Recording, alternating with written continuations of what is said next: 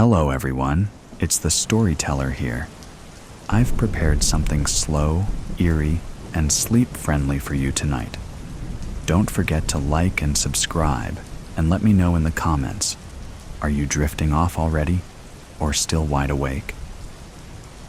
The shadow, the night, was silent, draped in an inky darkness that swallowed the world outside the small security room.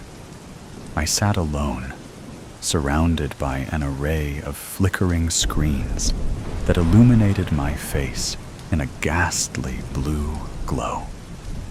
The hum of the surveillance equipment was the only sound in the room, its monotony broken only by the occasional creak of the building settling or the distant wail of a siren.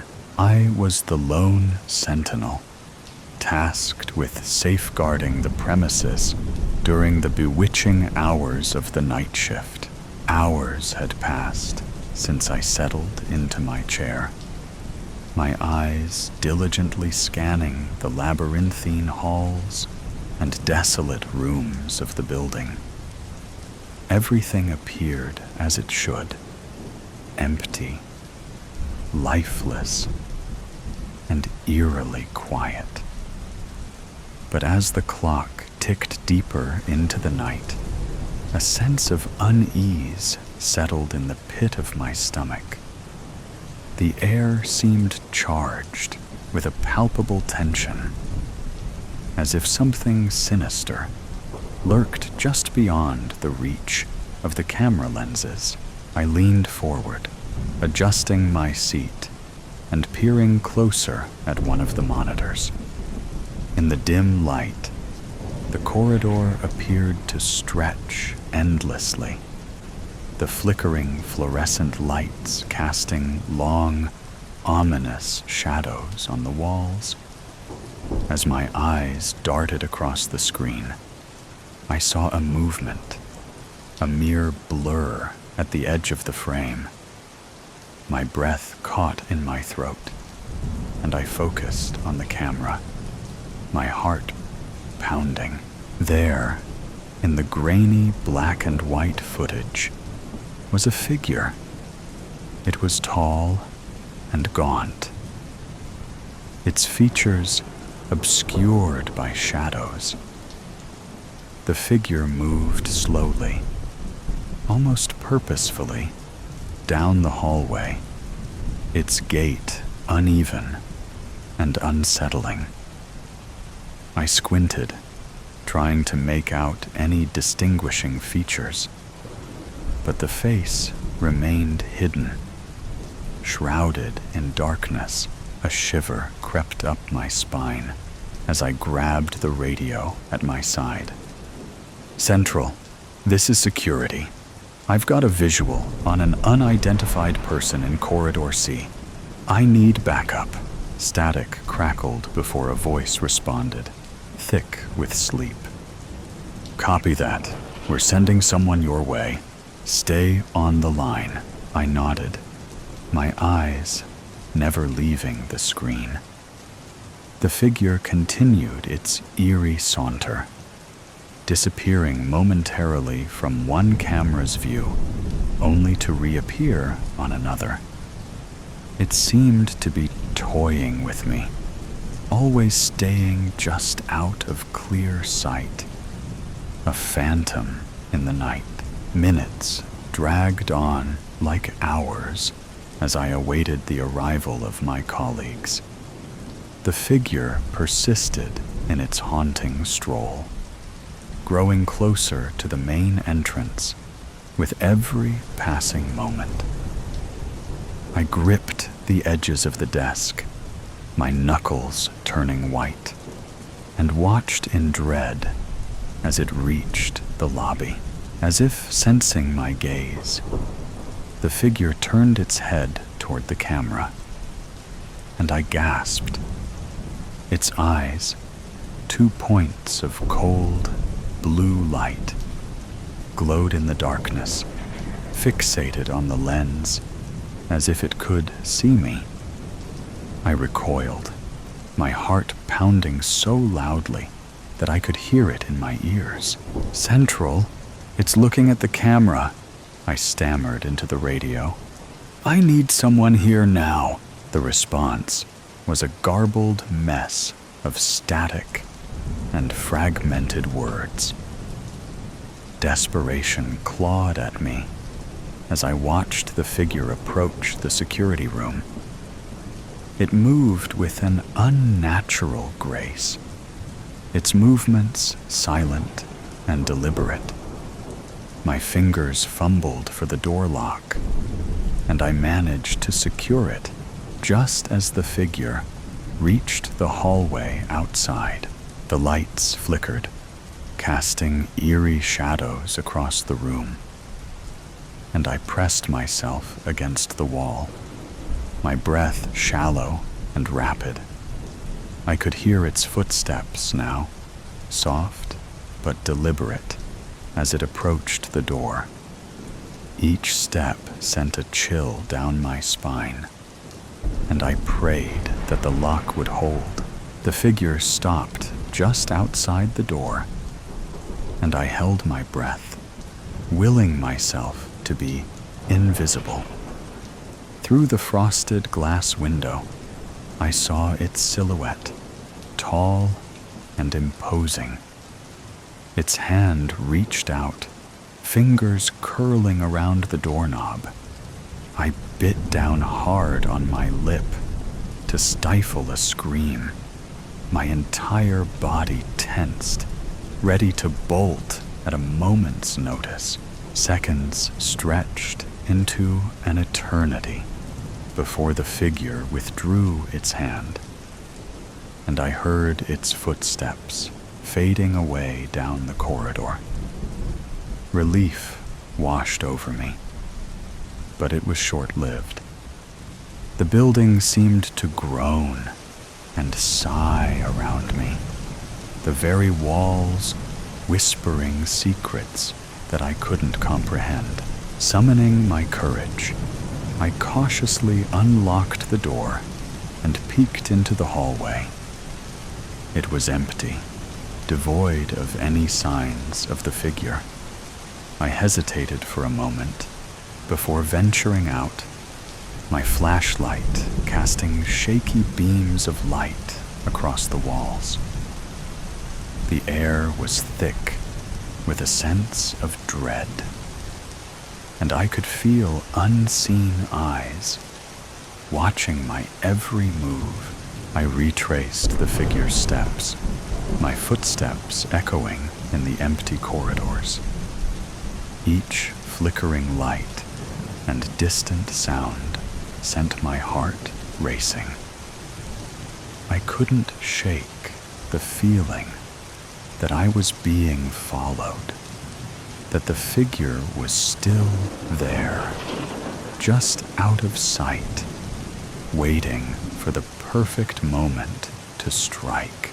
I finally reached the lobby, my eyes scanning the area for any signs of movement.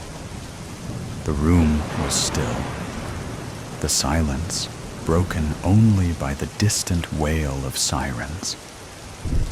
I let out a shaky breath, my nerves frayed to the breaking point.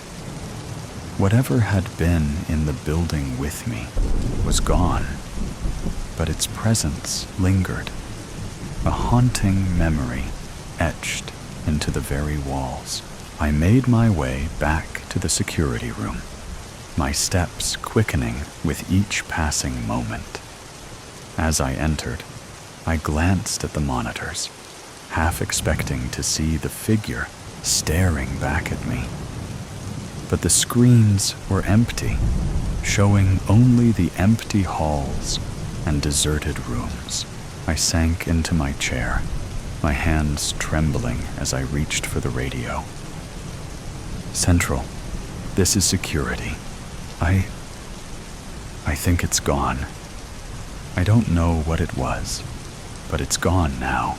The response was a crackle of static, and then a voice came through, tinged with concern.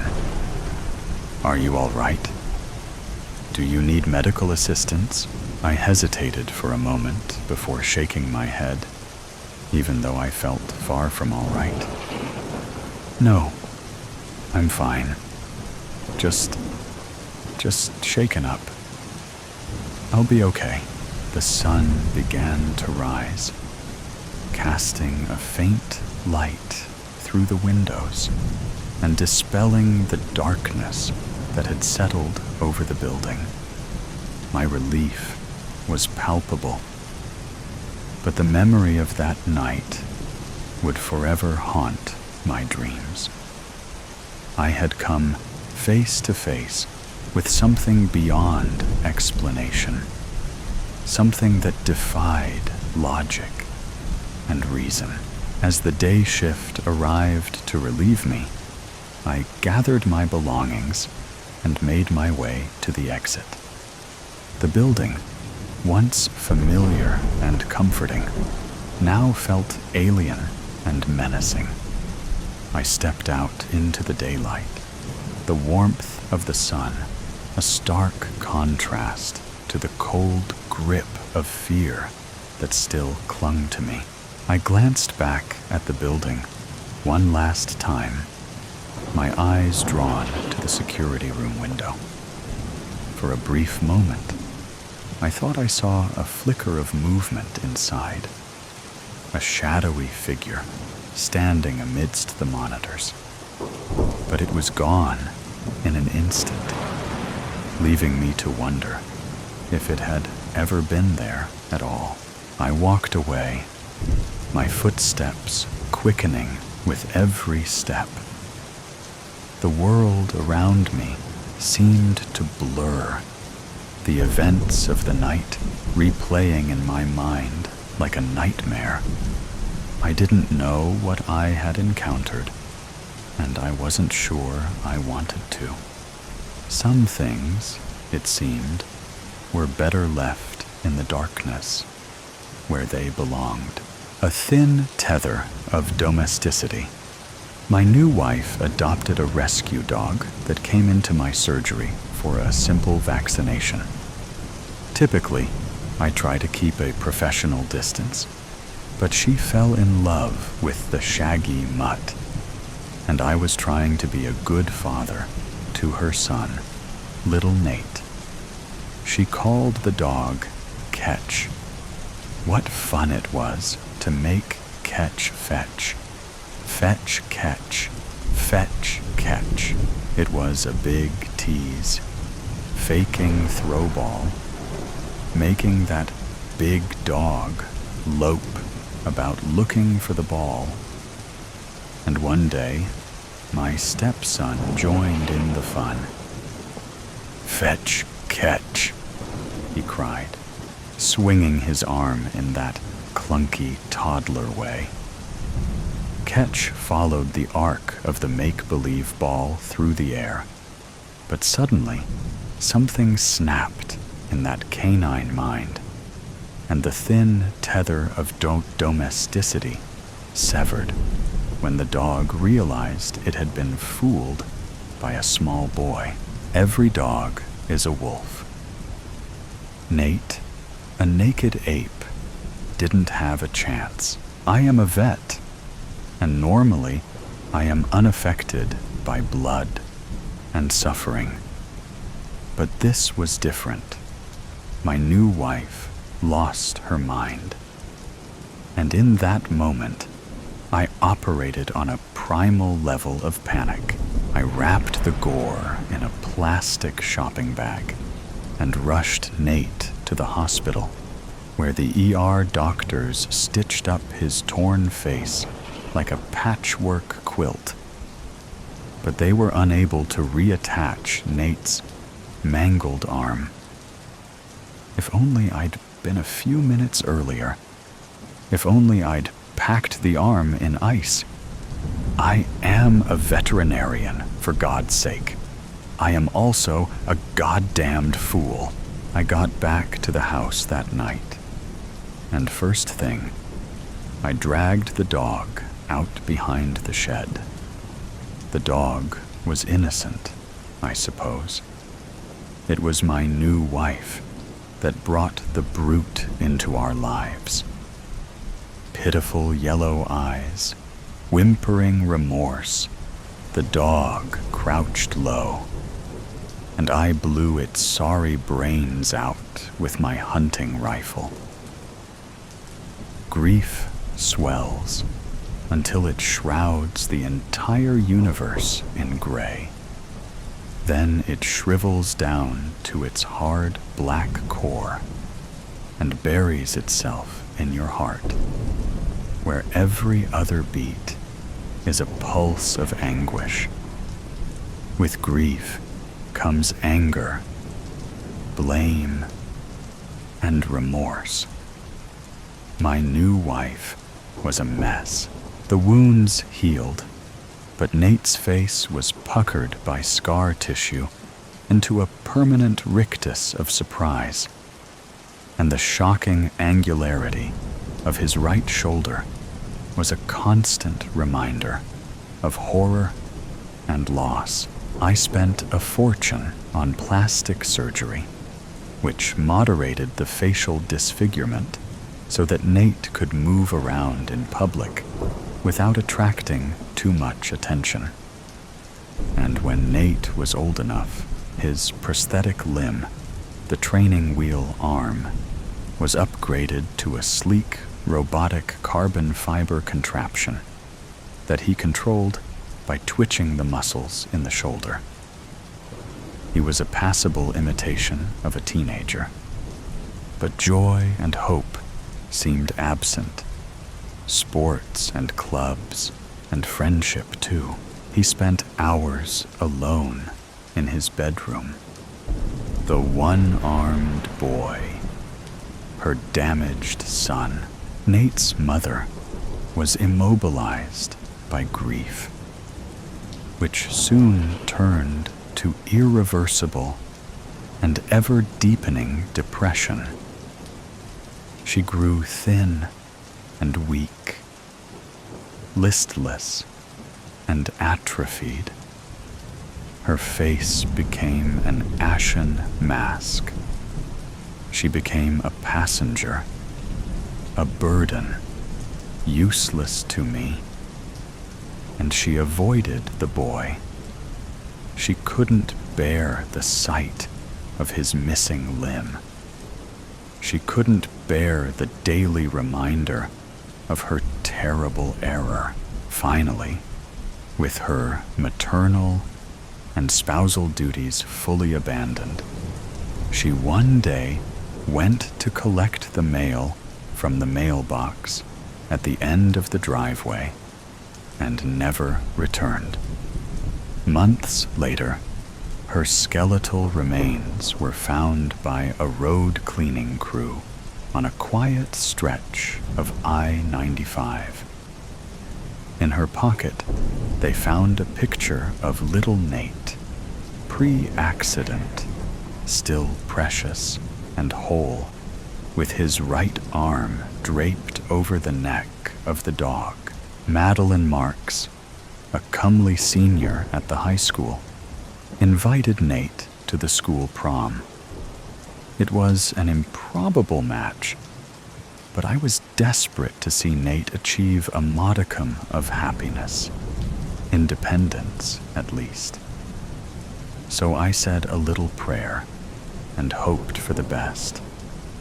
Perhaps she was one of those do-good angels who tried to make everyone feel included, or who are blind to disablement.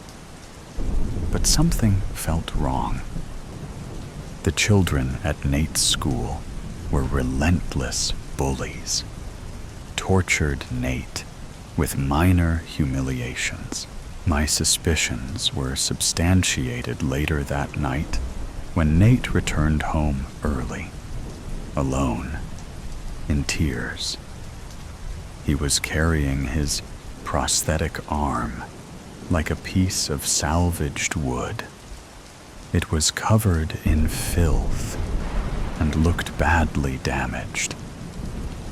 His jacket sleeve was torn, Someone had ripped the prosthetic limb from its exoskeletal shoulder mount.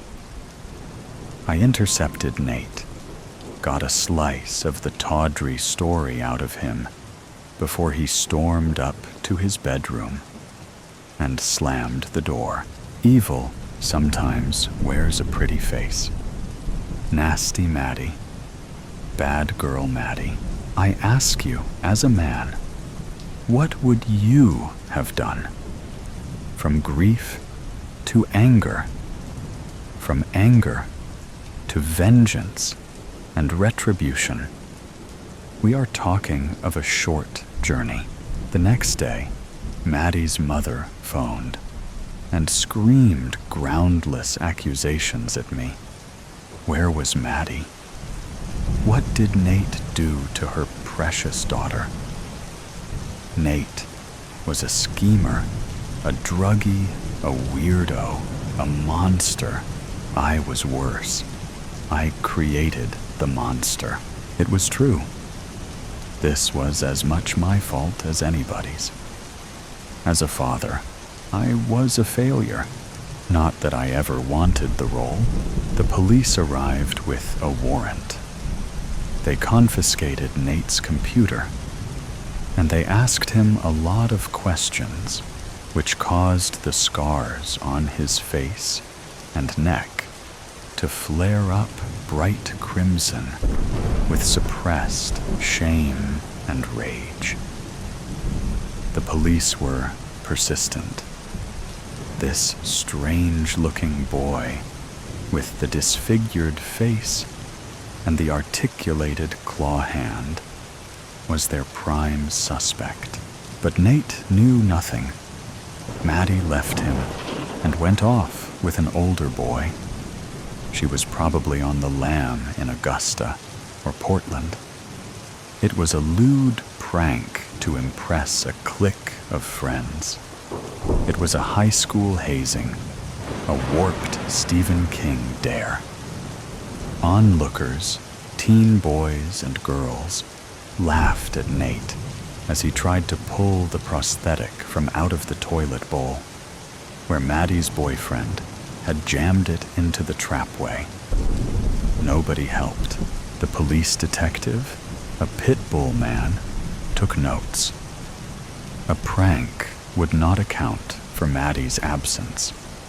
Something more sinister had happened to her, he was certain. They'd check Portland, they'd check Augusta. But I could tell, right from the get-go, they were focusing their biased and ignorant investigation exclusively on Nate. The detective even started on me. What was I doing on prom night? Had I seen the girl, Maddie? Had I aided and abetted in a crime? Newspaper reporters were sniffing around, rifling through the trash. A TV station sent a van over and parked outside, looking for an interview with Nate or me. Someone threw a brick through the front window. Someone fired a gun at the garage. Maddie's mother hissed at me like a cat outside the supermarket. Strangers spat at me in the street. My clients canceled appointments, and my staff at the surgery resigned. Maddie's body parts were mostly found strewn about the woods near our house, along the riverbank, and wedged between rocks on the trail behind the nearby transfer station. Maddie's head was impaled on a railing fence near the town pond. With her remains discovered so close to our house, it only intensified the scrutiny. I kept Nate inside, fearing a lynching. Not that he had any interest in going out. Where would he go? What would he do? An itinerant, was discovered living in a squalid camp in the woods on the south side of Bald Mountain. A creep, a hermit. His hovel was part hidden by a cave and a clump of gnarled hemlock, and the nearby forest floor was surrounded by scraps of animal fur and bones, grisly, rotting offal. He was a wild man in his 50s who'd been stealing from cabins and campsites, trapping animals in the woods. He'd been living in the woods for perhaps 2 years. A charred piece of Maddie was found in his campfire. Case closed, but not completely. I waited a little while until things had died down a bit, until Nate seemed capable of grasping my concept properly. He seemed slow to understand, then outright confrontational. Nate was repulsed by the idea. What kind of madness was this? His own stepfather? Did I not understand how truly fucking evil this idea was? What had possessed me? What kind of man would do that? It was wrong. It was sick. He wanted nothing to do with it. He would denounce me. I confiscated his phone. He tried to leave the house, and I was forced to fight him to the living room floor, where I subdued him with sprayed triple drip that I used at the surgery to anesthetize livestock. When he came to, he was unyielding. There was no arguing with him. He would not see reason. I explained to him that it was too late anyway. In for a penny, in for a pound. There was no going back now. But eventually, I gave up arguing. Better to seek forgiveness than permission.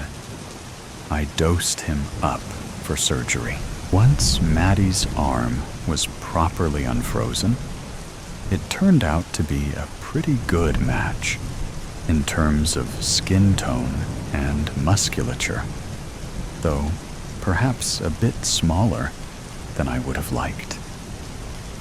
Her blood type was compatible with Nate's, and the nerve endings and blood vessels were clean and undamaged. It would be a microsurgery marathon, but I was confident that I could perform the operation without any help. Perhaps I was never meant to be a parent. Nate seems to have adjusted reasonably well, though I don't see much of him these days, because it's best to keep him locked in his bedroom. Such rage in one so young. It can't be the arm, because to the casual observer, it looks quite passable, though a bit pale. And I know the operation was a brilliant success, because he recently hurled a can of Coke at me from the far side of his room and nearly knocked me unconscious. So vicious and accurate was the throw. Perhaps the melancholy is hereditary, but perhaps it's that twisted, scarred, and scowling face. Who knows how that might affect a young person? He only has one expression, and I sense that it makes him unfit for an independent life. Nate has one friend, another loner type, a gaming buddy called Jeremy, who'd came around once to help Nate fix his computer. He and Nate had some kind of falling out. It occurs to me that Jeremy has a very passable smile. Gardener's World. You've chosen a good time to pay me a visit. I've pulled up some pretty decent leeks this morning. Got some lovely onions in the store and a rosemary bush that is totally oblivious to all the nonsense that seems to have befallen our world. My garden really has been my savior, my little farm. I can grow what I need and get by very nicely on what my garden supplies. I do wish I'd had a better crop of carrots. I used the finest bone meal fertilizer, but they were a total bust this year. My soil is a little too heavy for them, too much clay. But it's the carrot fly that really did for them. They said our biggest enemy was the sickness. Then they tried to say it was the foreign governments. Then it was all about misinformation and the enemy within. But I survived because I knew all along my only real enemy is carrot fly. When the gas supply was cut off back in 25, I opened up an old fireplace so I could cook on an open flame indoors. Not a pretty job, no power tools, naturally. So, me and Axe had to do most of the heavy work, hacking out the wall they'd used to gag the old hearth. I like it though. The exercise, solving problems, working out a plan to get me to the next crop.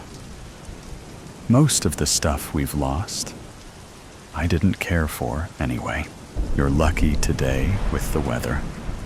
It gets too smoky and hot indoors, even with the chimney. No, on a day like this, we cook al fresco. Something lovely about doing my cooking in the place where I get most of my food. I'm a man of nature. That's what I am.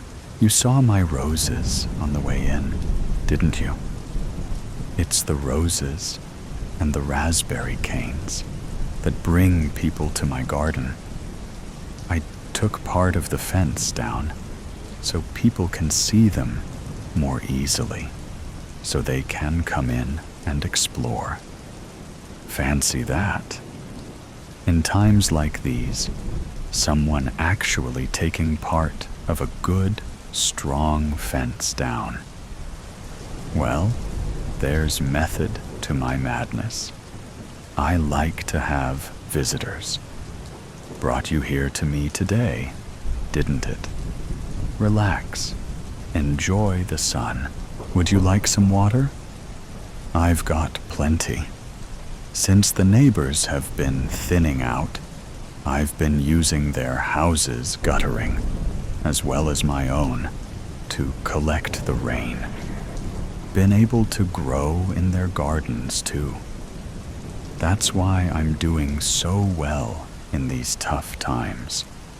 That's why I can afford to lose a few raspberries to curious, hungry bypassers. Waste nothing and work hard. That's me. Do whatever needs to be done. Please, have some water. But how is he going to cook out here, you ask? A very good question. Let me just remove this old tarp. And ta-da! An old enamel bath. Not as common as they once were. But this beautiful old iron roll top was in my neighbor's place. He was a lawyer in the old days. Fat lot of good that did him. Must have cost a fortune. Weighs a ton. I convinced them to help me carry it here in exchange for some food and water. And here we are, those old claw and ball feet holding it up above my fire. An antique bath sitting on my lawn in the shade of my willow. Heaven, you look a bit concerned. Don't worry about the staining on the sides of the bath. That's inevitable when you cook with direct heat like this. It looks dirty, but it's not. It's just well seasoned from all the grease and juices. I'll just get this fire lit.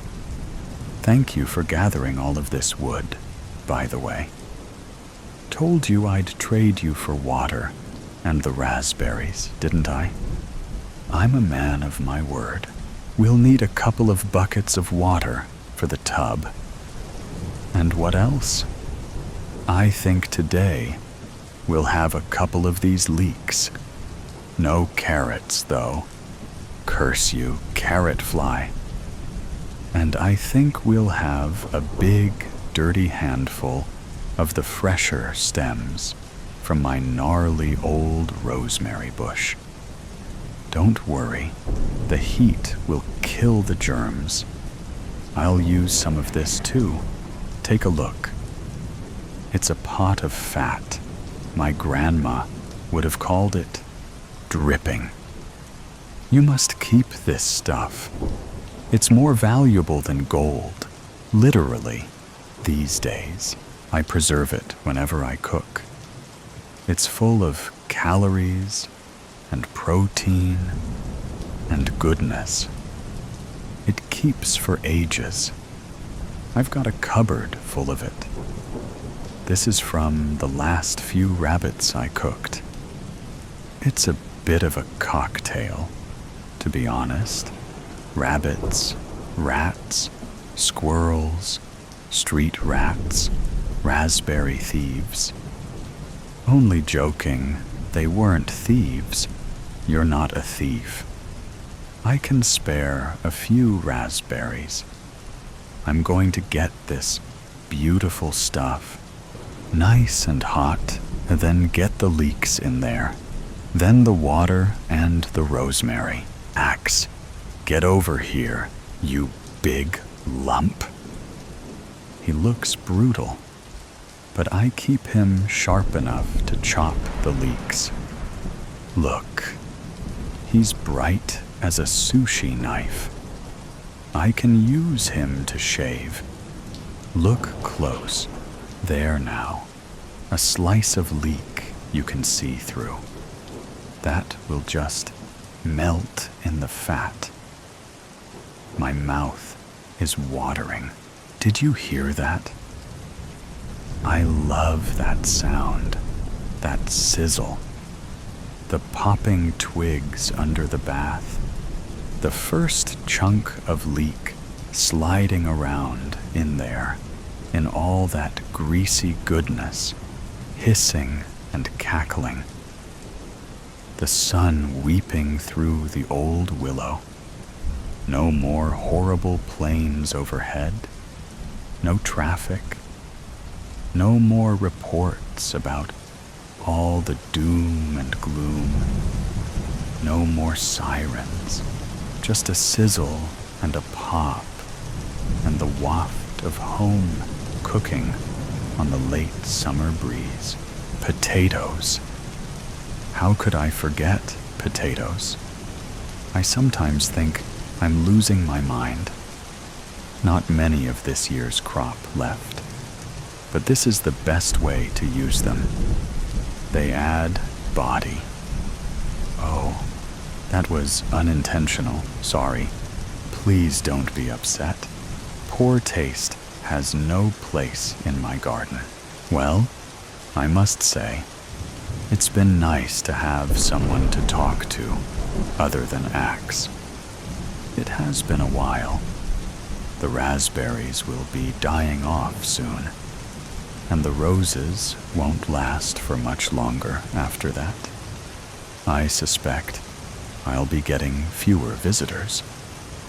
But never mind. I'm going to have plenty of provisions to keep me strong over the winter. And there's still blackberries out, so you never know. I'll be fine in the house, sleeping in the cellar with Axe. Anyway, looks like we've got a rolling boil going here. So sorry, but it's bath time.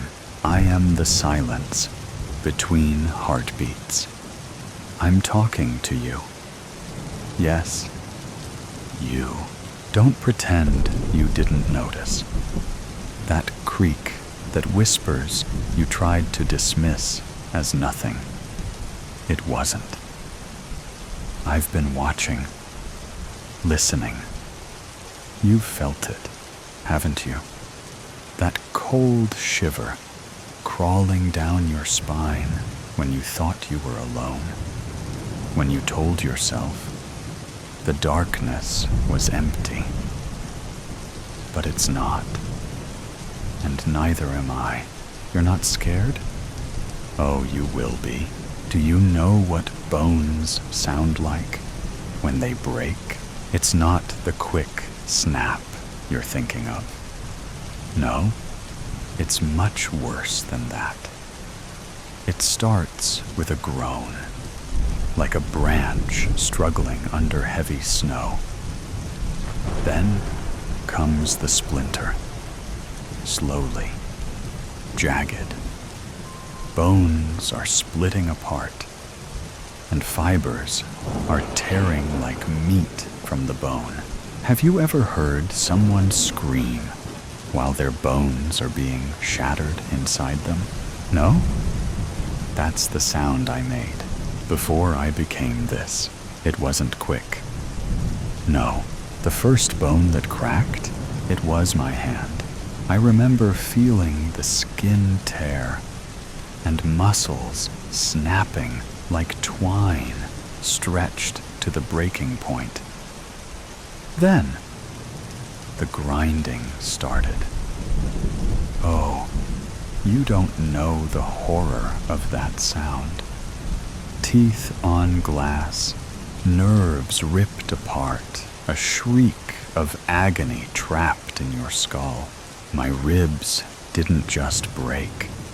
They crushed and caved in, one by one, under the weight of the water. Each crack echoed in my ears as the cold flooded my lungs. The air became water, and sweet oxygen traded for salty, thick brine, choking me. Can you imagine it? You will. Picture your fingers bending, folding backward with a sickening crack. One by one, each digit twists until bone bursts through the skin like shards of glass. The agony isn't clean. It crawls up your nerves, searing, pulsing, until your vision blurs, and all you see is blood. Red. So much red. And then, when the pain becomes too much to bear, it doesn't stop. It never stops. I can feel your heartbeat now picking up. Faster. You're sitting there, reading this, telling yourself it's just a story, but I'm closer than you think. Close enough to taste the fear dripping off you like sweat. I could drag my nails across your throat right now and feel your skin split under the pressure. Do you think you're safe? Look at your hands. Go on. Look, did you feel that? The prickling under your skin, that's me. I'm crawling inside you, testing you, tasting you. I want to see how much terror your body can handle before it snaps. And when it does, I'll be there to savor it. I'm with you now. Oh, I know you feel it. That crawling sensation under your skin. The burning pressure building in your chest. You're trying to ignore it and breathe steady. But your breath is shallow, right? Because I'm inside your fear. I live in the spaces between heartbeats, in the blood rushing through your veins. Soon, I'll live with you. When the lights flicker, the air grows thick with rot, and the cold wraps around your bones. You'll know I'm there. I'll make sure you do. Don't look around. Stay still. Listen. The creak. Like something crawling in the walls. It wasn't the house settling. I've been waiting for you to notice me. Waiting for you to let me in. You can't see me. Not yet. But you can feel me. That smell, like something festering, rotting in the walls. It's stronger now, isn't it? That's because I'm closer than ever. And tonight, I want you to feel me fully. I want you to know what absolute terror is. What does fear taste like to you? Metallic? Like blood in your mouth, thick and coppery, seeping from your gums. I know that sour, acrid taste is on your tongue right now. You keep swallowing, trying to push it down, but it clings to the back of your throat, doesn't it? You know something is wrong. Something is terrible. Breathe deeply. Go on. Do you feel your lungs expanding? Desperate for air? Picture them filling with water.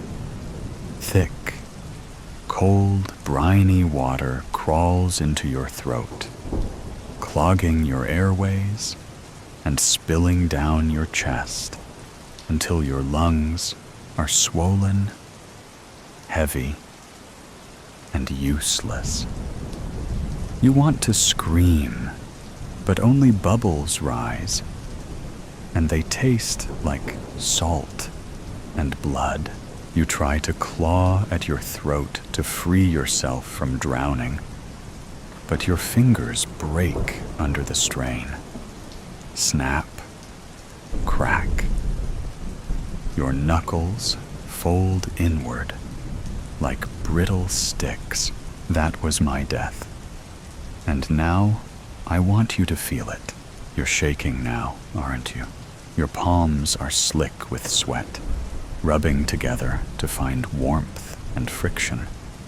But there's none. There's only the cold. The deep, bone-deep cold, sinking in and gnawing at your flesh. That's me, wrapping around you, sliding under your skin. My hands, once warm, are now dead, frozen to the bone. If I touch you, I'll leave marks, black, festering bruises, and I already have. Do you feel it? The throbbing on your arm, like fingers pressing more profoundly and deeper until the skin splits. Don't look. It's already too late. Look in the mirror. Go on. See how your eyes have lost their light? How do they seem hollow, dark, and sunken? That's because I'm draining you, bit by bit. With every breath you take, and every second you spend reading this, I'm pulling you closer to me. Soon, when you look at your reflection, you won't be staring back. It will be me. Close your eyes. Hear that sound? The cracking crawling, like insects gnawing through wood. That's what I feel inside you.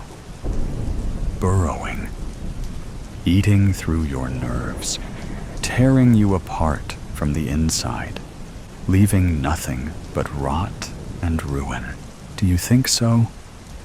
That burning in your chest, that pressure that's building, it's suffocating you, isn't it? That's what I want. Now imagine this. It's the middle of the night. You wake, but you can't move. Your limbs are frozen. You try to scream, but your voice is gone. You hear breathing, not yours. You can taste it on your lips, thick and sour. And then something touches your foot, soft. A finger, it slides up your leg, leaving a trail of icy numbness that climbs higher. You can't move or scream. All you can do is feel it creeping up your skin, curling around your throat. That's how it started for me. I was awake. I felt it crawl into my lungs, deeper and deeper, until my breath was stolen. I thrashed, my nails splintering as I clawed at the walls, ripping the flesh from my fingers, blood pooling under my nails. But the dark was merciless. It wrapped around me, pulling me under and swallowing me whole. Do you feel it now? That tightness in your throat? Swallow. Does it feel harder? Like something's gripping your windpipe, slowly squeezing until all you can do is choke on the darkness. That's me. I'm inside you now. I'm watching you, watching your eyes flicker to the shadows, hoping nothing's there. But I am. I'm right behind you, inches away, staring at the back of your neck, so close I could reach out and dig my nails into your flesh. Feel the skin give way under the pressure. Feel the blood pulse beneath my grip. I could show you more. The way my fingers shattered as I clawed, desperate to escape. How my eyes bulged, veins throbbing, as the last breath was torn from my lungs. My flesh rotted and peeled away, leaving nothing but the cold, blackened bones beneath. You're not scared yet? You will be. Close your eyes. I'm going to show you what it feels like to die slowly, just like I did. Stay quiet, friend. Lila sank into the couch, the flickering glow of the TV screen illuminating the shadows that loomed the darkened room. She had chosen a silly rom-com, hoping to distract herself. But the air felt thick, almost suffocating. Every creak of the old house made her jump, and the shadows in the corners seemed to whisper her name in a language she couldn't understand. It was late, and her roommate Clara was working on her thesis upstairs. But Lila couldn't shake the feeling that they weren't the only ones in the home. An uneasy tension coiled in her stomach, forcing her to triple-check behind each door, under the couch, and even peered behind the shoe rack, half expecting to find something or someone hiding within. She ducked below the kitchen counters, her fingers feeling for a butcher's knife. Her heart sank when she felt the empty spot in the knife rack. It was missing. The chill creeping up her spine told her that whatever was happening was more than just her imagination. She glanced toward the back door, where the moonlight shimmered through the glass panes, casting eerie reflections that danced on the walls. A sudden gust of wind rattled the bay window, sending a shiver through her. Something was off. With a tentative step, she approached the back door, feeling the cold metal handle beneath her palm. The moment she unlocked it, her phone buzzed on the coffee table. The sound startled her, and she snatched it up, her pulse quickening at the sight of Clara's name. "Did you hear that?" the message read. A cold dread settled over her, crawling beneath her skin as the unease that had settled over her intensified. What could Clara possibly be hearing? She typed back, "Hear what?" but hesitated, glancing down the hallway that led to the stairs. The dim light from the TV cast erratic shadows that flickered and danced. And for a fleeting moment, Lila thought she saw something move behind the curtains. Her breath hitched, a primal instinct warning her that she was not alone. Maybe it was just the movie messing with her mind, but the feeling of being watched pressed heavier on her chest. Another message chimed in. "I think someone's outside." Panic surged through Lila's veins, prickling her skin. She stood frozen for a moment, weighing her options. Should she check the back door or run upstairs to her roommate? Clara's words echoed in her mind. Why would she think someone was outside? How could she guess that? Why is she being so casual about it? "Are you sure?" Lila typed back, her fingers trembling. "Just stay quiet," Clara replied. "I'll call you when I'm sure." A shiver ran down Lila's spine. Her instincts screamed at her to call the police, but fear held her in place. The silence grew oppressive, and she could hear the faint sound of something dragging from above. Without thinking, she moved to the back door, her heartbeat thundering in her ears. As she reached for the handle, a scream erupted from upstairs, a raw, piercing wail that silenced the night. It was Clara's voice. Adrenaline propelled Lila forward as she bolted toward the staircase, her heart hammering in her chest. "Clara!" she yelled, bounding up the steps 2 at a time. The hallway stretched out before her, dark and foreboding, thick with an air of dread. "Clara!" she shouted again, panic clawing at her throat. The scream had stopped, replaced by an eerie silence that felt like a warning. When she reached Clara's door, her hand trembled as she tried to push it open. It was locked. Why was it locked? Lila fumbled for her spare key, forcing the door open. The room was empty, save for the dim glow of Clara's laptop on the desk. Papers were strewn about, books toppled over, and the window was wide open, allowing a chilling breeze to sweep through the room. Lila stepped inside, her heart racing. "Clara," Lila called softly, her voice just above a whisper. "Where are you?"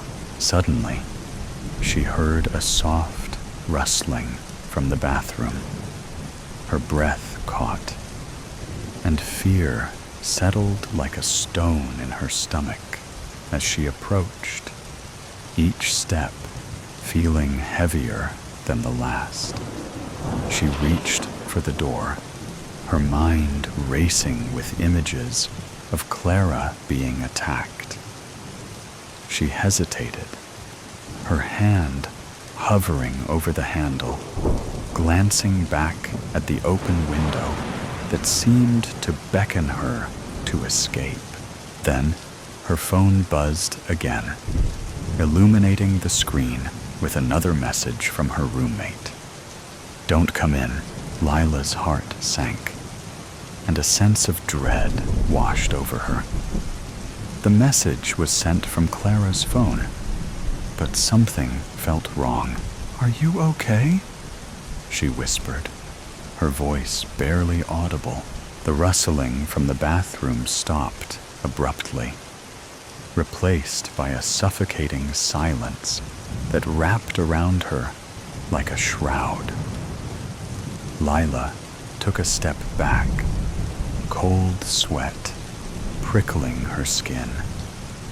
She felt trapped. Her instincts screamed at her to run, but she couldn't leave Clara. With trembling hands, she yanked open the bathroom door. Clara stood there, her eyes wide and wild, blood staining her nightgown, the crimson liquid soaking into her hair like a macabre halo. In the bathtub, a body lay motionless, limbs grotesquely scattered like a puzzle, arms and legs discarded beside the sink. The young woman's lifeless eyes stared vacantly at the ceiling, unseeing. Lila could barely make out the limb hanging from Clara's hand, for in the other was a knife, glistening in the remnants of her victim. Lila froze, her mouth dry and her mind reeling. The air thickened with a metallic tang, and she could feel her lungs begging for air. "Clara," her voice cracked, trembling as violently as her body was. "What have you done?" Clara slowly turned her head, a strange, twisted smile creeping across her lips, glistening with the blood that stained her face. "You said you didn't hear anything," she said, her voice cold and deliberate. "You lied." "I didn't," Lila began, only to be cut off. "You lied," Clara repeated, her tone sharp, cutting through the air like the blade in her hand. "You need to stay quiet, friend, and I'll make sure you never lie again." The door behind Lila slammed shut, sealing her inside the suffocating darkness. Fear surged through her as Clara advanced, the knife glinting ominously in the dim light. "Clara, please." Lila's plea faded into a whimper, the weight of impending dread crushing her.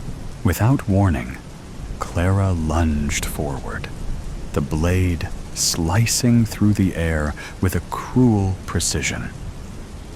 Pain exploded in Lila's mouth, and she gasped, trying to scream, but the sound was swallowed by the metallic taste of blood. As Clara withdrew the knife, Lila felt a sudden emptiness. Her tongue, her voice, her very essence, slipped from her mouth and fell to the floor with a sickening thud. Clara's eyes gleamed with a wild delight as she leaned closer, whispering words that curled around Lila's mind like smoke. "Now you'll stay quiet," Clara said, her voice low and dripping with satisfaction. "No more lies, no more noise." The door behind Lila slammed shut, the weight of darkness closing in, silencing her voice and sealing her fate. In the morning light, the earlier days of the apocalypse was only chaos. Death and smoke gripped the air. I could feel it stale all around me. It coated my skin, my clothes, my hair. Fear pulsed through every vein. Terror gripped every muscle. Dread gnawed every brain. It was melted into the eyes of everyone you passed. When would it happen to me? When will I watch it happen to someone I love? What could we have done differently? Thoughts that would plague my mind. Over and over, my new reality. The dead no longer stayed dead, and those bitten became deranged, unreachable. They would rip out their hair, scream into the night, pick the skin off their bones until they would be covered in dark, bloody scabs that never seemed to heal. The worst was when they came for you, their eyes empty pits as they chased after you with never-ending endurance and unnatural speed. Nothing like seeing a crippled old woman hit by a truck going 40 mph, only to rise again unfazed, keeping pace with a teenager as she drags her mangled foot behind her. The only advantage left was the inability to use their brains. They couldn't climb ladders or trees. They couldn't open doors or sneak through windows. And in this world, we had to use every advantage we could get. In those early days, everyone still held on to their humanity. The memories of their old life still fresh. I remember thinking that things may eventually go back to normal. Eventually, where my biggest problem was maybe forgetting my lunch at home, or something as juvenile as what to wear to my meeting. However, everything this new world touched was tainted. Cities burned, homes abandoned, our population destroyed, leaving only a handful of us left. Fortunate would not a word I would use for the survivors. What I was fortunate for, however, was the group I had found a few months prior. They were mostly good people in present standards. We didn't rob from the living. We didn't murder the innocent or strike down the weak. We took care of one another and watched each other's back. Everyone pulled their weight, from going on supply runs, to working the garden, to gathering firewood. The group consisted of 15 of us who camped deep in a national forest near Colorado Springs. The supply runs were little more than a day's trip, and our traveling group consisted of 3 people always. I would go as often as I could, preferring to stay on the move To keep my shifting thoughts at bay, we always played it safe and quiet, successfully making it 5 months without losing a member.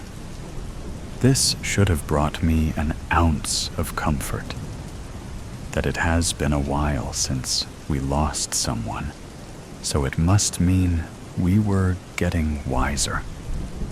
Although all I could think to count on was luck, and any day that luck would eventually run out and disaster would strike. We were camped out in some loft apartments bordering the forest. Paul was on watch duty, while Libby slept on the couch adjacent to mine. I remember falling asleep with blankets wrapped around me that reminded me of a moldy scent that used to cling to clothes that were left in the washer longer than they should have been. It used to bother me using strangers' belongings like their clothes or blankets, especially when the entire place still smelled of old cigar smoke. However, I came to be grateful for the comfort of being in a semi-safe, warm spot for the night. I woke with a jerk, jarring myself out of my typical reoccurring nightmare. Sweat forced my dark hair to cling to my forehead. Panting, I mindlessly reached for the weapon beside me. My hands found only a butcher knife I snagged from the kitchen before falling to sleep. Remembering I had given Paul my handgun for his rotation of watch, since it was less bulky than the shotgun he often slugged around. I tried to calm my racing heart, but something had just felt wrong. I looked over, seeing Libby's still sleeping form. I started to stand, wondering how long I had been asleep. Surely Paul was well past his shift. I reached the window, pulling back the blinds to find gray light pouring through the opening. My heart sank. Paul was supposed to wake me hours ago. I didn't see him anywhere in the still, dark living room. I silently walked over to Libby and gave her a gentle shake before stepping back, knowing she slept with a knife under her pillow. She sat up with a gasp, her blonde hair frizzing out from her worn braid. "Something is wrong. Paul should have woken me hours ago." She stared at me blankly, my words taking a few seconds longer to comprehend as she shook sleep from her mind. "Where is he?" she asked, blinking vigorously. Her green eyes roamed the shadows of the living room. I had liked Libby from the moment I met her. A few months prior, she had found us on her own, days after losing her partner to a minor infection that would have only required a throughout cleaning and maybe a few antibiotic before the outbreak. I've never asked, but she couldn't be much younger than me, her youth apparent in her round cheeks. Paul, on the other hand, was well older than us bother. He looked closer to my father's age, gray hairs dusting his hair and reaching down into his beard. It was out of character for him to wander off on his own. We survived by following strict rules that I know that he knew, because I had gone on more runs with Paul than anyone else in the group. "I'm not sure. Help me look around?" She nodded and tossed her blanket to the side, wobbling a bit as she stood. Once we were sure that he was nowhere inside, my cold panic really did begin to take hold. We quickly gathered our limited supplies. I carried Paul's shotgun and bag with mine, thankful that he had always packed light. Outside, the light from the sun began to coat everything in a golden hue. The chilled, damp air hung from everything from the night before. I moved as silently as I could, keeping my eyes peeled for any sign of Paul. It was mornings like this that seemed to deceive you and hide the horrors of the world we lived in. I would have loved a day like this before the outbreak. The birds chirping, the air smelling of fresh pine, the clouds peacefully drifting through the sky. If only a heavy sense of dread didn't cling around me, throat like a noose. I rounded the corner of one of the buildings with Libby close behind. Before me stretched a courtyard. A few trees stretched tall, casting long shadows. The trees were surrounded by a few dry patches of grass and shrubs. I had to shift my head a bit to the right, but I saw him standing there, maybe 50 feet away. His name was on the tip of my tongue. It was nearly out of my mouth in a whisper before something slammed my jaw shut. The way he stood gave me pause. His neck seemed to hang from his shoulders. The way he stood, his arms dangling empty at his sides, unmoving. I began to reach out to stop Libby, but before I could, she slammed into me. The knife she gripped in her hand clanged loudly through the still air into the shotgun strapped to my back. The breath in my lungs left me like someone had just punched me in the stomach. I looked to where Paul stood, horror clogged in my throat, as his head whipped towards us. What had happened next came in a blur. Minutes passed in seconds, my body numb as my instinct took control of my muscles. I grabbed Libby's arm and began to sprint as fast as I could. We ran across a street, hearing Paul's footfalls quickly gaining on us. I refused to turn around. I didn't trust blindly running into one of dark doorways that could hold any number of threats. Instead, my eyes scanned for anything we could climb. Relief spread over me as I spotted a ladder that hung from one of the buildings. I urged Libby ahead of me, letting her climb the ladder first as I turned, planting my feet. I raised the rifle, cocking it back before aiming it at Paul's head.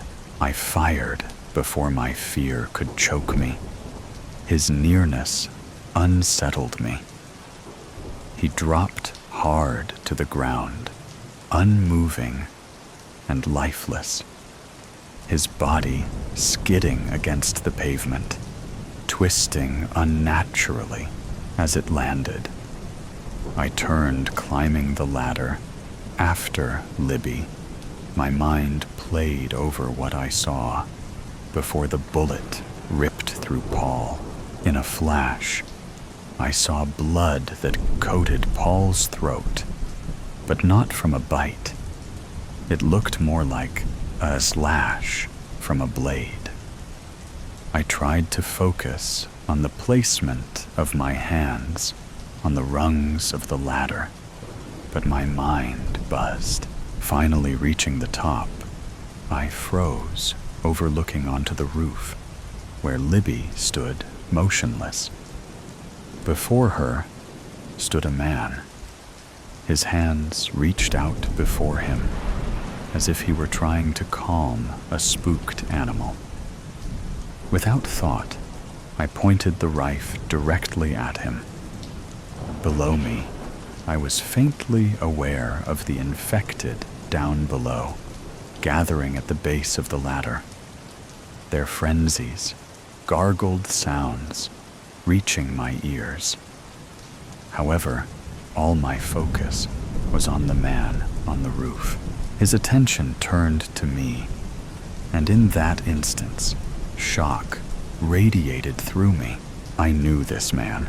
I recognized his dark brown eyes from another lifetime ago, when his eyes didn't hold circles, bags, and his skin seemed to hang from his bones.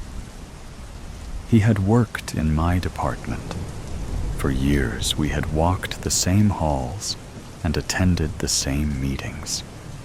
His name formed on my mouth, without though, as I slowly lowered the rifle. "Jesse?" His eyes widened at the sound of his name. He lowered his arms. He looked different, almost unrecognizable, as he stared back at me. Libby and I joined him on the roof. Libby silently sat, staring blankly ahead towards the slow-moving clouds. I, however, stood with Jesse, staring over towards the small town that was now crawling with infected, their screams and snarls echoing through the streets below. "Bad call, firing the rifle," Jesse said. His word came out a harsh whisper. His tone disturbed me. No person was the same after the outbreak, but something about Jesse seemed off. Hysteria seemed to have set into his once warm eyes. His jerky movements made me feel as if he was close to the edge of insanity. This man was not the one I had known in my life prior. I wanted to take Libby and leave as soon as I could, but the streets below were unsafe. I tried to calm my nerves and talk soothingly to the man, giving no indications to my fear other than the bullet already loaded into the chamber. I know I regret it now, but I just wanted to give us enough time to reach the ladder. His hand twitched at his side. "Well, look what you did." He angrily pointed at the street below. When he moved his arm, my gaze drifted to his hip, where a gun poked from waistband. I had noticed it before, however. Now I could see it now in detail. I inhaled a sharp breath as realization soaked in. I grabbed the shotgun, slowly, bringing it around to my front. The motion caused his head to snap in my direction. "Where did you get that gun?" I asked, my voice coming out shaky. Anger twisted his face as he grabbed it the same second I took aim with the rifle. Libby stood swiftly at the quick change of our position. The gun he held was my gun, the one that I had given to Paul the night prior. "I found it," Jesse said, his voice coming out in a snarl. The image of Paul running towards me replayed in my mind. His throat slit. "You killed Paul," I said, bothered by how my voice quivered. Jesse shook his head hard, as if he were trying to shake a thought out of his head. His arm twitched again. Nausea rolled up my throat, terrified of this crazed man before me. His face kept twitching, and he jerked again, using his free hand to wipe the sweat from his forehead. I have seen my share of evil men in this world, but something about Jesse was different. That is when I saw it. A trickle of blood running down his forearm, poking out from his sleeve, was just the outline of a bite mark. You're infected, aren't you, Jesse? Anger contorted his face again as I said his name. He was on the edge of turning. I could see that now. His twitch movement, his sunken eyes, his pale, sweat-soaked skin. All signs that a person was infected. I placed my hand on the trigger, ready to pull it, well aware that if I fired the then, he would too. We would most likely both go down, and Libby would be alone. However, at least she would be alive. Don't do this. Please. My voice came out hoarse, pleading. Just then, something shifted in his eye. Clarity. For just a brief moment, the old, kind Jesse I knew was there. I'm sorry. He looked scared. Then he pulled the gun back, aiming it at his own head, and fired. The force knocked him sideways, and I watched as his body tumbled over the side of the roof. Libby let out a shriek as I stood in silent horror. My hand clamped over my mouth. I ran to the edge, peering over at his disfigured body as it lay 3 stories down. It took only seconds for the horde to surround him and began ripping into his flesh. I stepped back, nearly tripping on thin air. I seen some dark things. I was no stranger to tragedy. However, it was something I could never get used to. The sound of his croaking apology replayed in my mind. Sorry for what? For killing Paul? For not making his bite known sooner? I wondered if he had even known what he had even done to Paul. I know the infection took hold before the person was completely lost, stealing bit by bit until there was nothing left. I knew I would see Jesse again. He would eventually join me in my nightmares, like all the others. Him and Paul would haunt me until I met my own fate one day. Past imperfect W. Mentions of mental and physical abuse.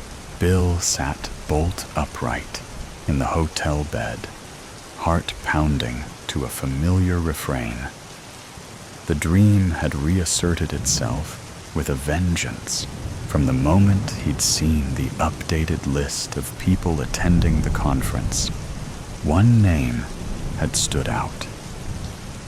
Dake Scratchard was the name of the boy who'd haunted Bill Brown's life more years than he cared to remember. Dreams fueled by past memories disturbed his nights when equal amounts of dread and fear surged through his veins, rendering him helpless, as always, The nightmare was a variation on a theme.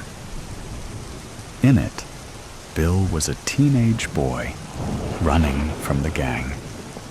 He often came close to evading capture, but at the last minute tripped over his shoelaces or some other encumbrance. Then he found himself falling flat on his face outside the old school toilets, the inner doors of which rose up like whited sepulchres. Up close, he could see every cell of his tormentor's face. "Ginger needs to be taught a lesson," came out of that hate-filled mouth. A bully, aided by his contemptible band of followers, with their menacing chants of "Ginger, Ginger, Ginger." Even now, their words filled the corridors of his mind like a background hiss. "No!" The sound seemed to come from somewhere outside, as if it belonged to someone else. "Not him. You're just begging for it, Billy Ginger. If the teachers won't correct you, we must do it for them." Billy knew no teacher would come. They were never there when you needed them. In any case, the gang always had some lackey watching out. Soon they'd have him crawling on his hands and knees, scooting about like an insect, while they kicked him on the hard stone floor, their mocking jeers running through him. He was nothing more than a piece of meat to be hauled about. For them, the high point was shoving his face into the toilet bowl. The stench was the least of it. Clinging for support, he tried to keep everything tight shut while they flushed. Knowing he could not hold out for long, he spluttered to be let go. Then, just as he was about to give up, a final flush signaled his release. He was pulled up, squirming like a rat from a sewer, and left heaving on the floor.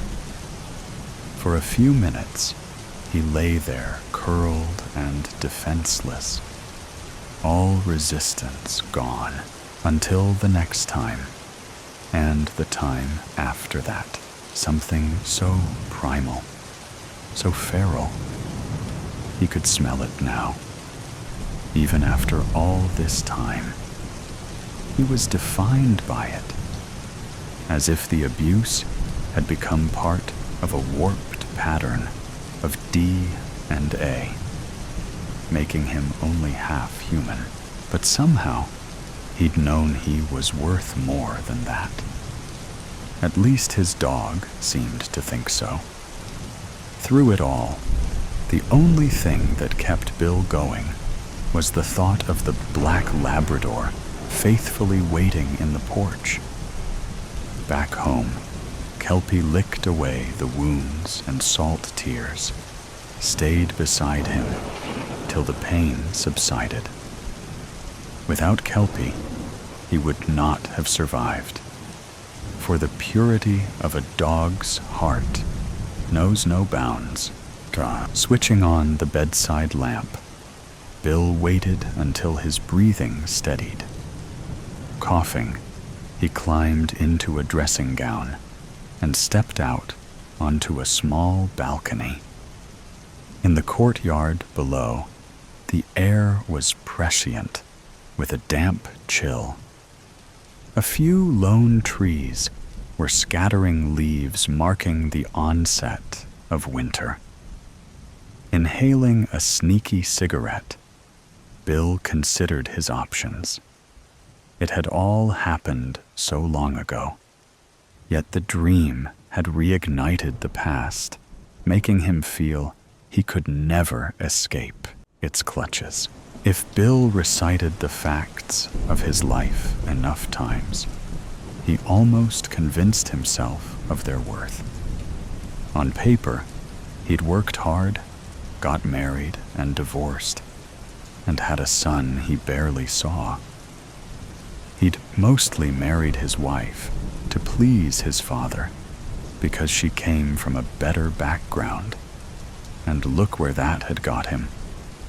It wasn't his ex's fault if along the way he'd supplemented whatever was missing with a few women he was physically attracted to, but not much else.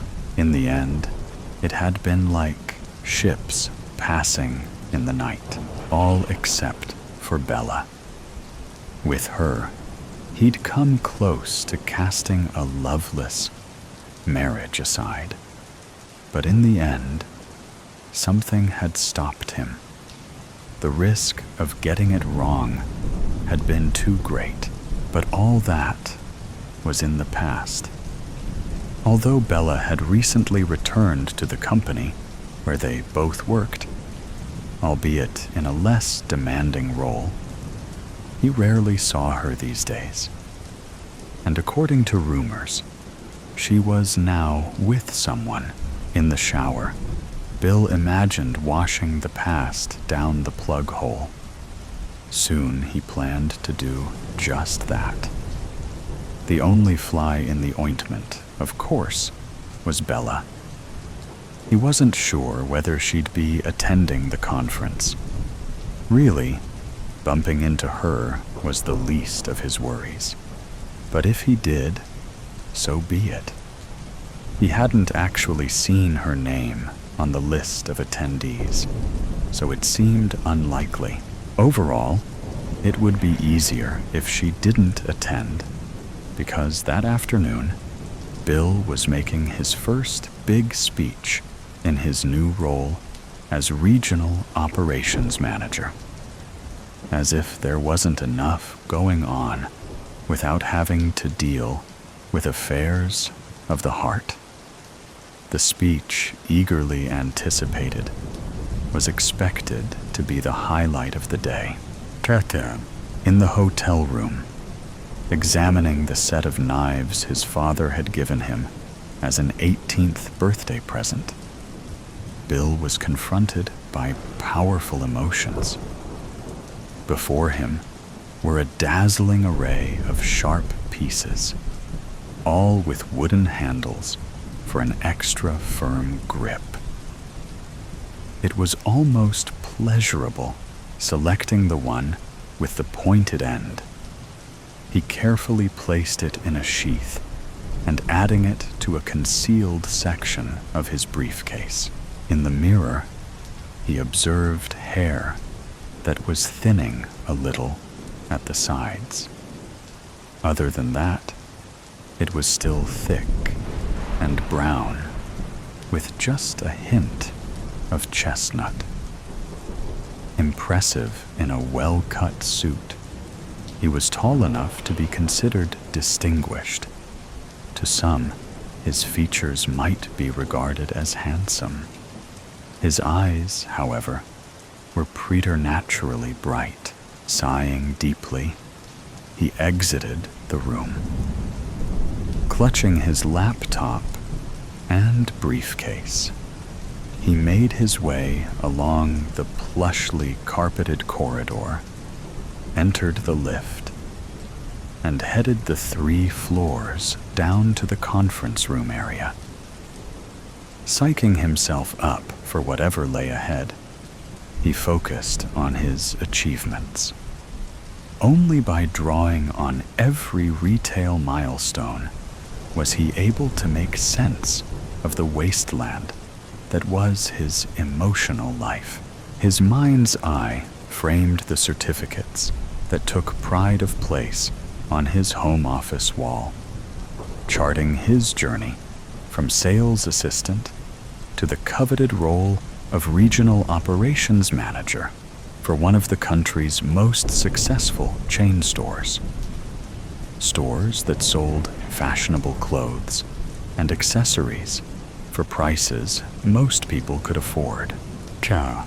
Bill's journey into a better life had only really begun when his parents had moved from a London suburb to a city in the Midlands. Then aged 15, he'd welcomed the move with open arms, for it had given him a chance to start afresh in a place where no one knew him, especially at school. He had loved walking unrecognized through the city's streets and visiting its ancient cathedral. One Saturday morning, plucking up courage, he'd walked into one of the city's department stores and landed himself a Saturday job in the menswear department. When he returned home, his mum made him a cup of tea, and Kelpie wagged a warm greeting. You could do a lot worse. They've got people queuing up to get a place in that store, his mum had commented. Then, examining him more closely, she observed, You've darkened your hair. Isn't that what Elvis Presley did? I expect so. I never liked my natural color, and I want to fit in at this school. That was the closest he'd come to admitting the bullying at his old school. He never told anyone about the suicidal thoughts. Chazo. He couldn't miss her. Bella was a figure of light breaking the conference room formality and wearing the most distinctive outfit. To him, she was the classiest person there, surrounded as she was by an adoring team of managers at one of the middle tables. Distracted by her presence, he could hardly wait for a chance to speak to her. The chance came while she was lining up to choose from a tray of canapes during the lunch break. I wasn't expecting you to be here, Bella, he said. I wasn't expecting to be here, but there was a change of plan. It's so good to see you. He found himself saying, Well, I missed the company and the people. I wasn't the right fit for the new position, even if it was a promotion. It seemed fortuitous when my old vacancy came up again. So, you didn't have a problem with going back to your old role? There's no need to avoid using the word demotion. I won't be offended, she laughed. I came to realize I didn't need all the hassle that goes with a high-powered job. I realized I'd made a mistake, and the opportunity came to rectify it. I want a simple life, especially now I'm single. Don't worry. It's all worked out for the best. He wasn't right for me either. Bill could hardly believe what he was hearing. It's really good to see you, he said again. I'm glad you think that, she said, smiling brightly. Catching up with Bella had been great. So much so, watching her sleeping the next morning, Bill had almost forgotten about the other thing. He decided he'd know what to do when the time came. If it came, Bill was pouring coffee when Bella opened her eyes. They were warm, like Kelpie's had once been. That smells good, she said. I remembered you like it's strong. The world outside remained foggy and damp. But for the moment, none of that mattered. Fully dressed, Bill joined Bella on the bed. What's the matter? You look like you've got the world on your shoulders, she said kindly. Nothing. Just the conference. A lot to think about. But that was only partly true. If only he could tell her what was really on his mind. Part of him wondered whether meeting Bella again was purely coincidental, or a sign he should let the past go once and for all. He might have said more, but then the phone rang. "Good luck with the speech." "Not that you're going to need it," Bella said, getting up and kissing him. Down. On the way to the conference room, Bill overheard a conversation between two hotel staff members. "Are the cameras still out?" "Only on the 3rd floor. Also, the ones by the bathroom. They're down, too." "Okay, not good. How long before they are fixed?" "A few hours at most. Maintenance will get it sorted. It won't affect the general running of things." Bill felt almost disappointed to hear the news about the cameras. After his night with Bella, he'd been on the verge of scrapping his original plan. Now fate seemed to be pulling him back. Yet he still hadn't come across his nemesis. About 40 minutes into the second day of conference, a man best described as nondescript entered the hall. Head down, he weaved his way to the numbered seat. Bill clocked him, and his heart sank. Something of the man's stance reminded him of Dake Scratchard grown older. But was it him? He couldn't be sure. 2 hours into the conference, during the talk on sustainability, the man scurried towards one of the exits, and all doubt vanished. Shriveled he might be, but it was definitely Scratchard, galvanized into action. Bill left his seat and headed for the nearest exit. Gripping his case so tightly his fingers hurt, he followed the figure until he disappeared into the bathroom. Unless he had to, Bill generally avoided public bathrooms. But this was going to be the exception. Adrenaline flooding through him, he quietly opened the door and stepped inside. Other than a pulsing through his ears and the sound of a dripping tap, all was quiet. Then he heard a retching coming from one of the cubicles. A minute later, the door opened and Scratchard stepped out. Engrossed in his own suffering, he ran to the nearest sink and stood there heaving, watching unobserved. Bill was torn between revulsion and an intense hatred. Mostly, he was seized by a hatred for all he'd been put through, overcome by a rage for the way this pathetic being had ruined so much of his life. It was too late to change his mind now. The die was cast. Gripping the knife, he advanced, his anger rising to a peak. Suddenly, the bathroom door sprang open, and to his astonishment, Bella entered. She came and stood behind him, putting her arms round his waist. Then, opening his fist, she carefully removed the knife from his hand and put it behind her back.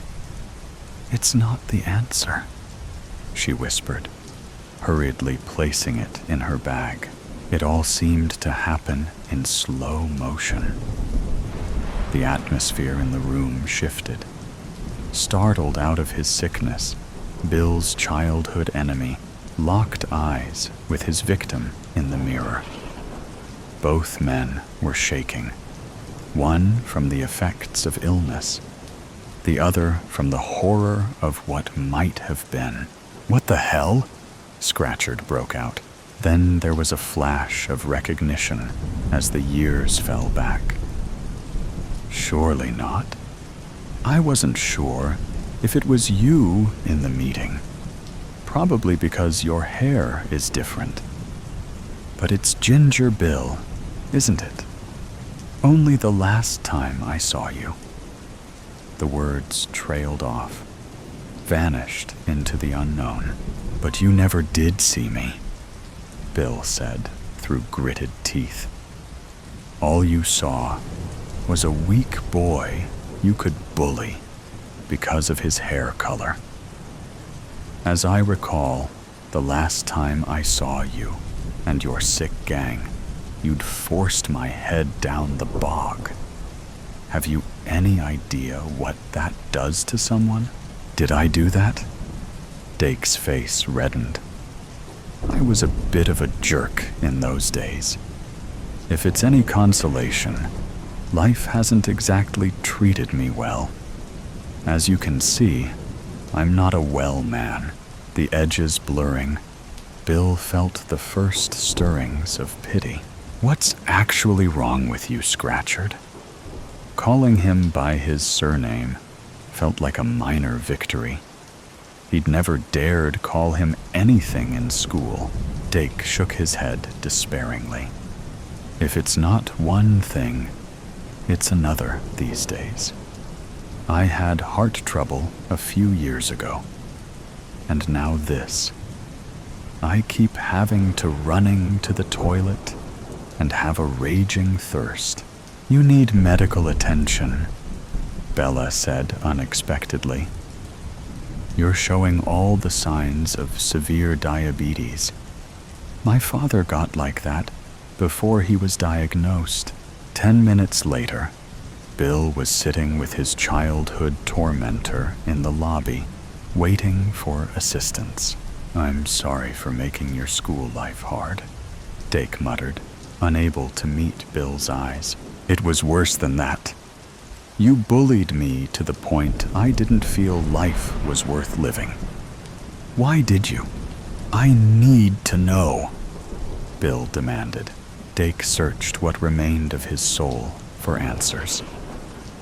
"I don't know," he admitted at last. "Maybe it made me feel more in control. Life was miserable at home, and at school, I was somebody in front of the other kids. The rest of the day passed in a blur." But Bill somehow found the strength to get through his talk. He got a good reception at the end, and he couldn't help noticing Bella was clapping the hardest. "What made you come into the bathroom like that?" he asked her much later. "I couldn't believe it when I saw you there. You kept saying his name in your sleep, saying you're dead over and over. I haven't forgotten the nightmares you had when we were together before. Imagine what would have happened if you hadn't appeared, Bella." "It doesn't bear thinking about," she said. "If you want us to make a go of this, you've got to promise me you're going to get help. The past will always get in the way if you don't." It turned out to be an easy promise to keep. More than a year after that fateful encounter, the terrible dreams are a thing of the past. Though his old enemy is hardly on Bill's Christmas card list, he no longer regards him as a threat. Now Bill dreams of walking through the park with Bella, taking it in turns to throw a ball for their new dog. Somehow, he feels very close to achieving it. Witchetty. Grub servings.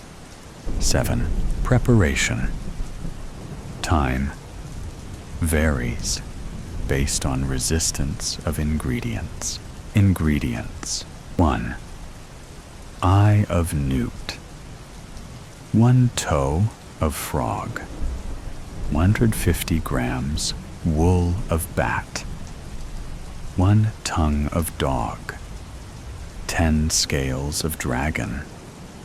A pinch of dead man's blood. A drop of a virgin's tear. 1 swollen, pus-filled, witchetty grub for flavor. Preparation. A.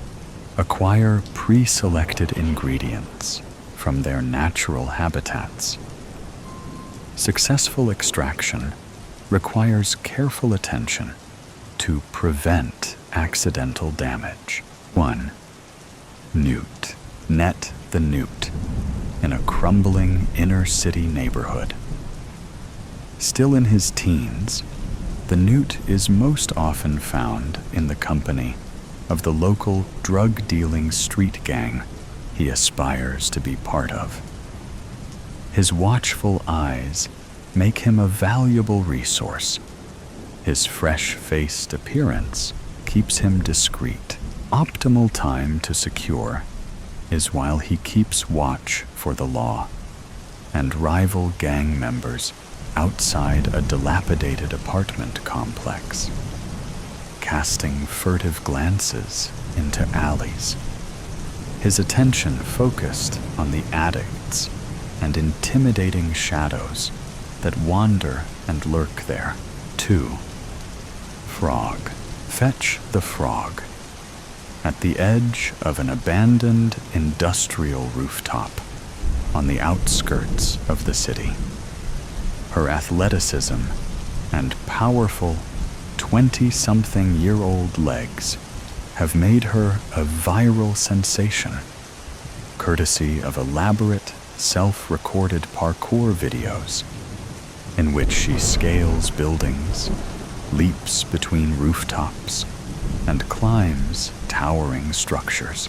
The tattooed, shaven-head frog is at her most vulnerable while occupied with setting up her camera gear to record, having practiced her jumps, tested the winds, and psyched herself up for a stunt. 3. Bat. Bag the bat in the darkness and privacy of her lavish bedroom, whilst she slumbers in the soothing shawl of night. Her golden locks, the envy of all at her Ivy League university, will be glowing around her head like a halo on a Hungarian goose-down pillow, while she dreams of fame and stardom as a singer. Take care to wrap the bat's hair neatly around her head 3 times before removing her from her covers and spiriting her away through the unlatched window of her family's Haven Heights home. 4. Dog. Drag the dog from the smoking hut at the rear of a downtown comedy hall, where he smokes alone after a rough set. An up-and-coming stand-up comedian, his wit and sharp tongue are capable of cutting down hecklers with cruel precision. With thick skin but flimsy material, the dog can be secured when the night sighs with disappointment. His smartest punchlines of the evening, the edgy, heckler-baiting insults, fresh on his lips. Unalert, his mind preoccupied with feelings of inadequacy, he will prove easy to batter and snare. 5. Dragon. Extract the dragon from the dressing room of a seedy adult film studio, where she sits before a mirror, her reflection betraying the exhaustion in her eyes. Once a promising young woman, the dragon is trapped in the heartless world she was forced into by debt and destitution, performing for cameras and men. As she waits to be recalled to set, white powder residue under her nose, flawless skin glistening under harsh lights, she can be subdued with a chloroform-soaked rag. 6. Dead man and virgin. The dead man and the virgin can be obtained together from the dead man's car as it idles at the edge of a cliff overlooking the bay. The dead man will be fresh from a strenuous workout, basking in the admiration of the virgin, a pleasant distraction. The infatuated virgin, surprised to have secured a popular male's attention, is keen to impress for validation. His cockiness and her insecurity are the perfect combination of toxicity, making them vital ingredients for the pot.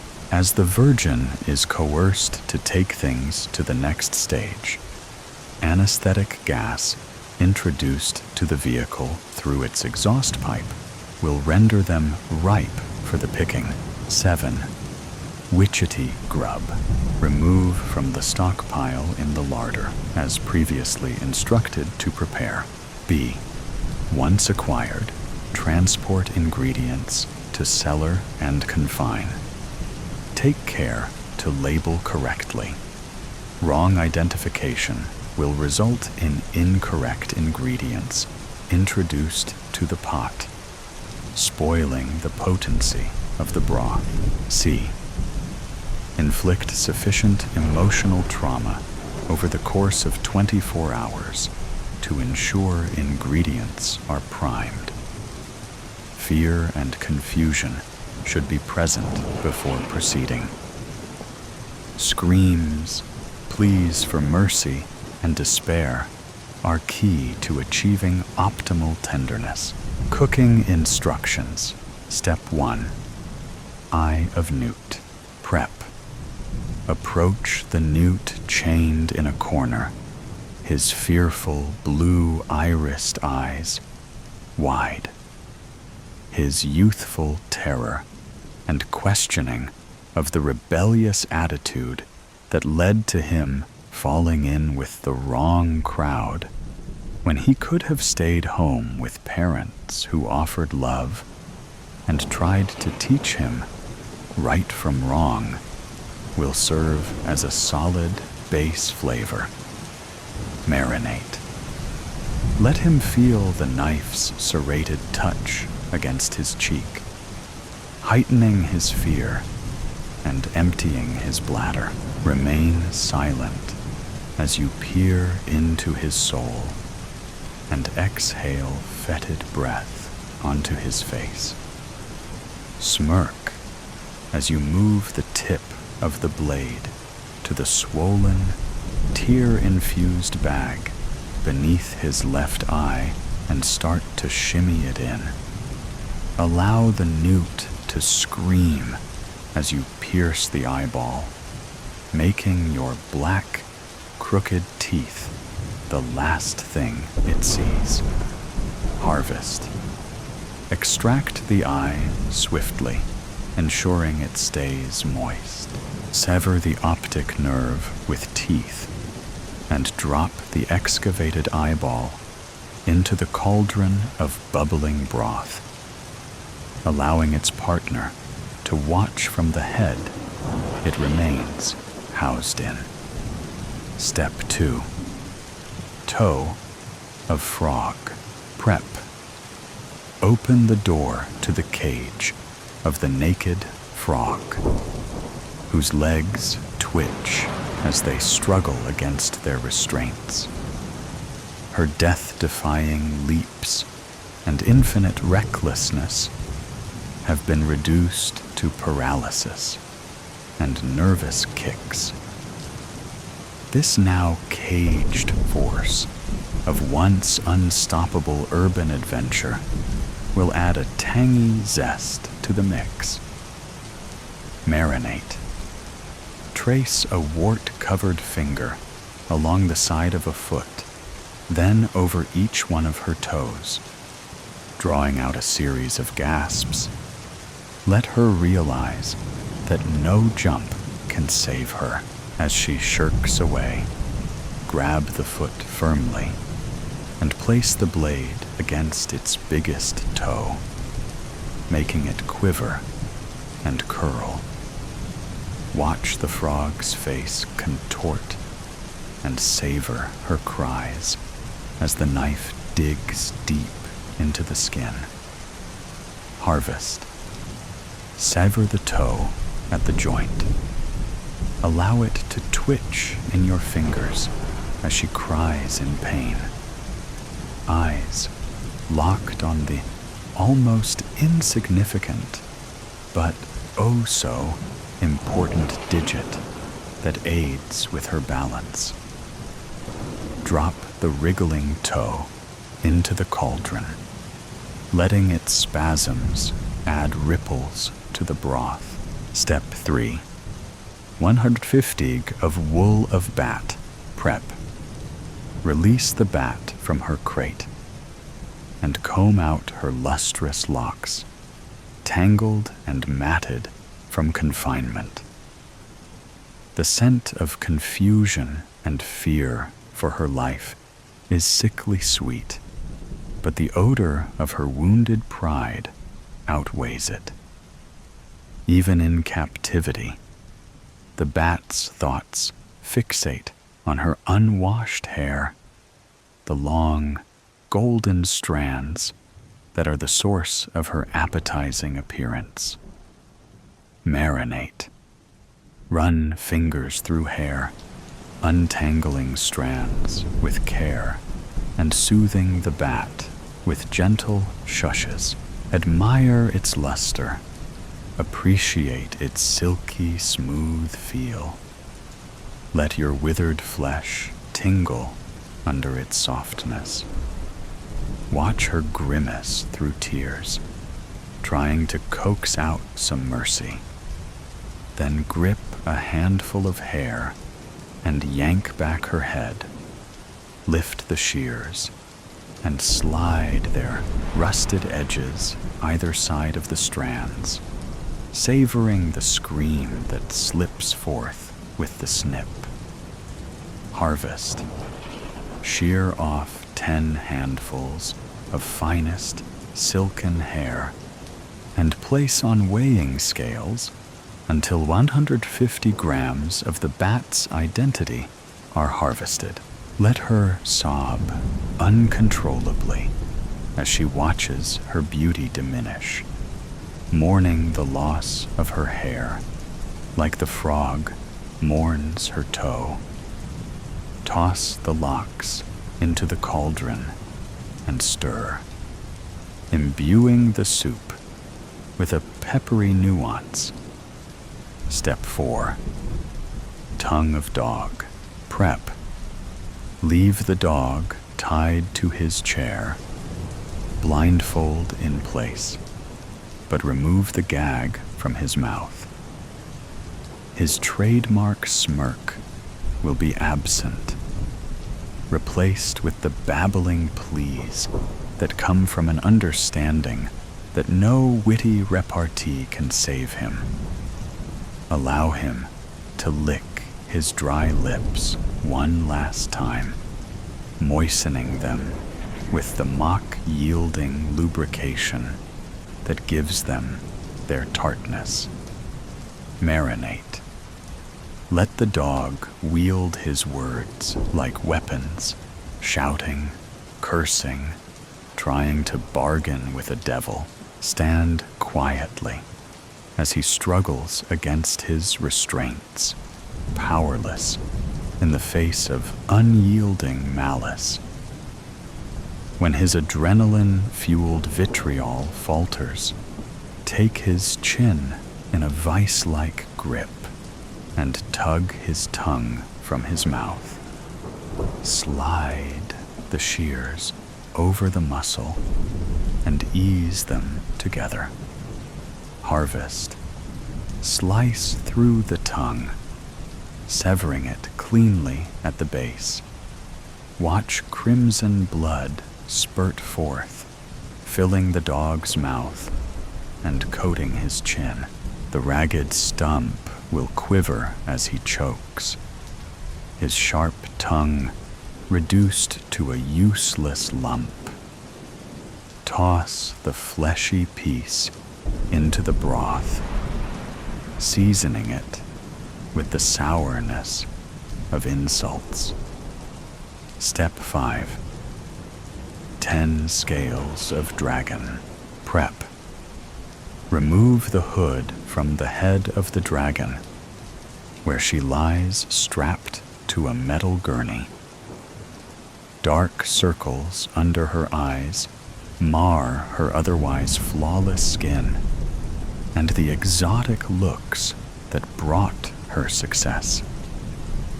Her fingers tremble from the withdrawal, gnawing at her veins, while the makeup caked on her face fails to conceal the bitterness that came from a life she never wanted.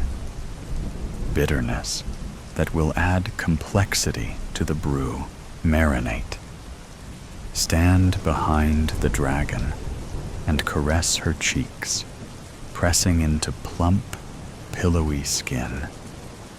Feel her body freeze as your nails scratch the surface. Hear her breathing quicken as she wonders what new hell is about to unfold. No words will leave her lips, even when the razor is brought into view and left to hover over her nose. But the flicker of horror in her eyes will betray her terror. Bring the blade down and slice through her supple cheek like butter. Harvest. Carve 5 1/3 strips of skin from each cheek. As her flesh peels away, suppressed screams will at last fill the cellar, and blood will soften the dried-up makeup on her face. Drop each strip into the cauldron, watching as they sink into the broth, the beauty that defined her, infusing the mixture with a savory depth. Step 6. A pinch of dead man's blood. Prep. Circle the dead man as he dangles from a meat hook, kicking and thrashing. This man, this bully, this self-obsessed, so-called alpha male who has spent his life stepping on others, viewing women as objects and treating people as conquests, will add an acrid taste to the blend, which, when balanced with the richness of the other ingredients, will create something truly sensational. Marinate. Lunge from the front and use shears to cut his shirt from waist to neck. Expose chiseled abs and toned chest, then replace shears with dagger and start to stab. Apply slight pressure at first, tenderizing the flesh with shallow punctures, enough to extract delicate beads of blood. The dead man's bravado will crumble as the jabs become deeper. Wait for the realization that he cannot escape to appear in his eyes. Then draw the dagger back and plunge it with full force into his chest. Harvest. Guide the blade through ribs into the dead man's heart. Watch the fire in his eyes fade as his life-giving treacle spills out. With the dagger protruding from his chest, hold a tarnished teaspoon close to the wound. Wait for his last wheezing breath to rattle out, then catch a drop of syrup in the spoon, drizzling it into the cauldron to add pungency. Step 7. A drop of virgin's tear. Prep. Release the virgin from the cupboard under the stairs. Take her by the arm and drag her from the dark into the cellar. As her eyes adjust to the light, let her witness the gruesome sight of her dead boyfriend hanging from a hook, blood beneath him. Marvel at the way in which she mourns him and howls in torment. Her naivety and emotional dependency preventing her from seeing he is no loss. Her saved innocence promising a nectarous punch. Marinate, stand back, and let the scene unfold. Listen to the virgin's cries grow louder. Watch her collapse onto the cold, hard floor and crawl away. Witness her growing terror as her eyes go from eyeless newt to toeless frog, from hairless bat to tongueless dog, from red-faced dragon to dangling dead man, again then to you. Approach slowly, sponge in hand, and digya at her tear-soaked cheeks. Harvest. Allow the sponge to be saturated with untainted tears, rich in sorrow. Then leave the virgin to curl up in a ball, covering her ears, squeezing her eyes shut, crying as she tries to deny reality. Carefully squeeze the sponge out over the cauldron, letting her essence and purity drip into the broth, enriching it with subtle, candied sweetness. Step 8. Witchetty grub. Drop the withseti grub into the pot as a final garnish. Stir 6 times. Cover, then leave to ferment. Serving. Decant the concoction into a jar. Screw on a rubber teat, sealing in its rich, aromatic flavor. Suck a single drop into your mouth.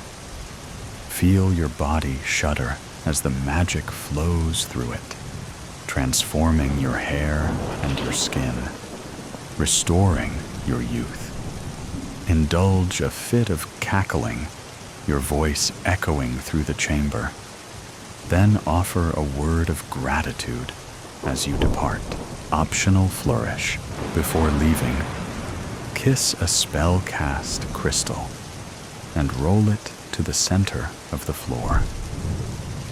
In time, when the ingredients feel brave enough to assist one another, they will turn their traumatized gaze upon it, each seeing in it the future they have been spared.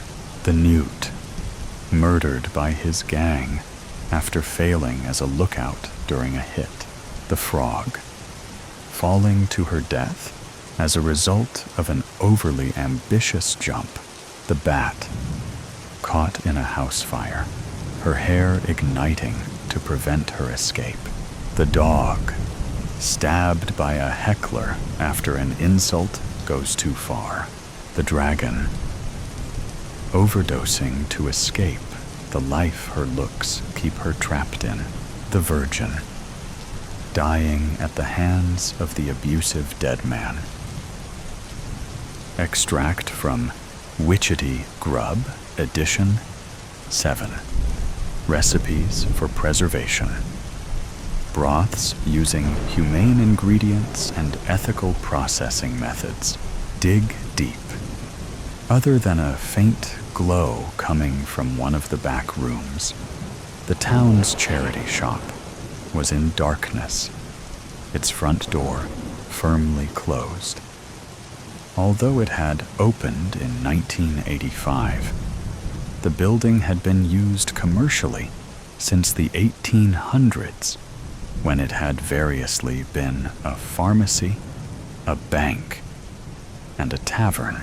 The shop was close to the river in Vol.10, a pleasant English market town which had once been home to a nearby priory. In ancient times, monks had wandered back and forth to sell their wares at a market which still existed in diminished form across the road. Regulars were now peering through the shop window, but the main lights stayed off. A few of the shop's helpers were huddled in the back room. Patrick, the treasurer, had collected the spare keys from the greengrocer to let them in. The gatherers were addressing one topic, namely, why their long-serving manager, Rhea, had failed to open up the day before. "I just can't understand it," Ivy, one of the shop's founding members, said. "I've never known her not to turn up, unless she's on holiday. In all the years I've known Rhea, she's never had a day's sickness." "Wasn't she going to New Zealand to visit her sister?" Patrick asked. "She was, but not until the following week. It's in the shop diary. Here, take a look." Ivy tapped the relevant pages meaningfully. "I'm not doubting you, Ivy, but she may have got the dates wrong. She wasn't in the habit of making mistakes." Ivy's loyalty knew no bounds. Patrick adopted a different approach. "You've tried Rhea's landline, I take it, several times. Each time, it went straight to answer phone." "Right. Still, I expect we're worrying over nothing. But you have to admit, she has been a bit distracted lately," someone piped up.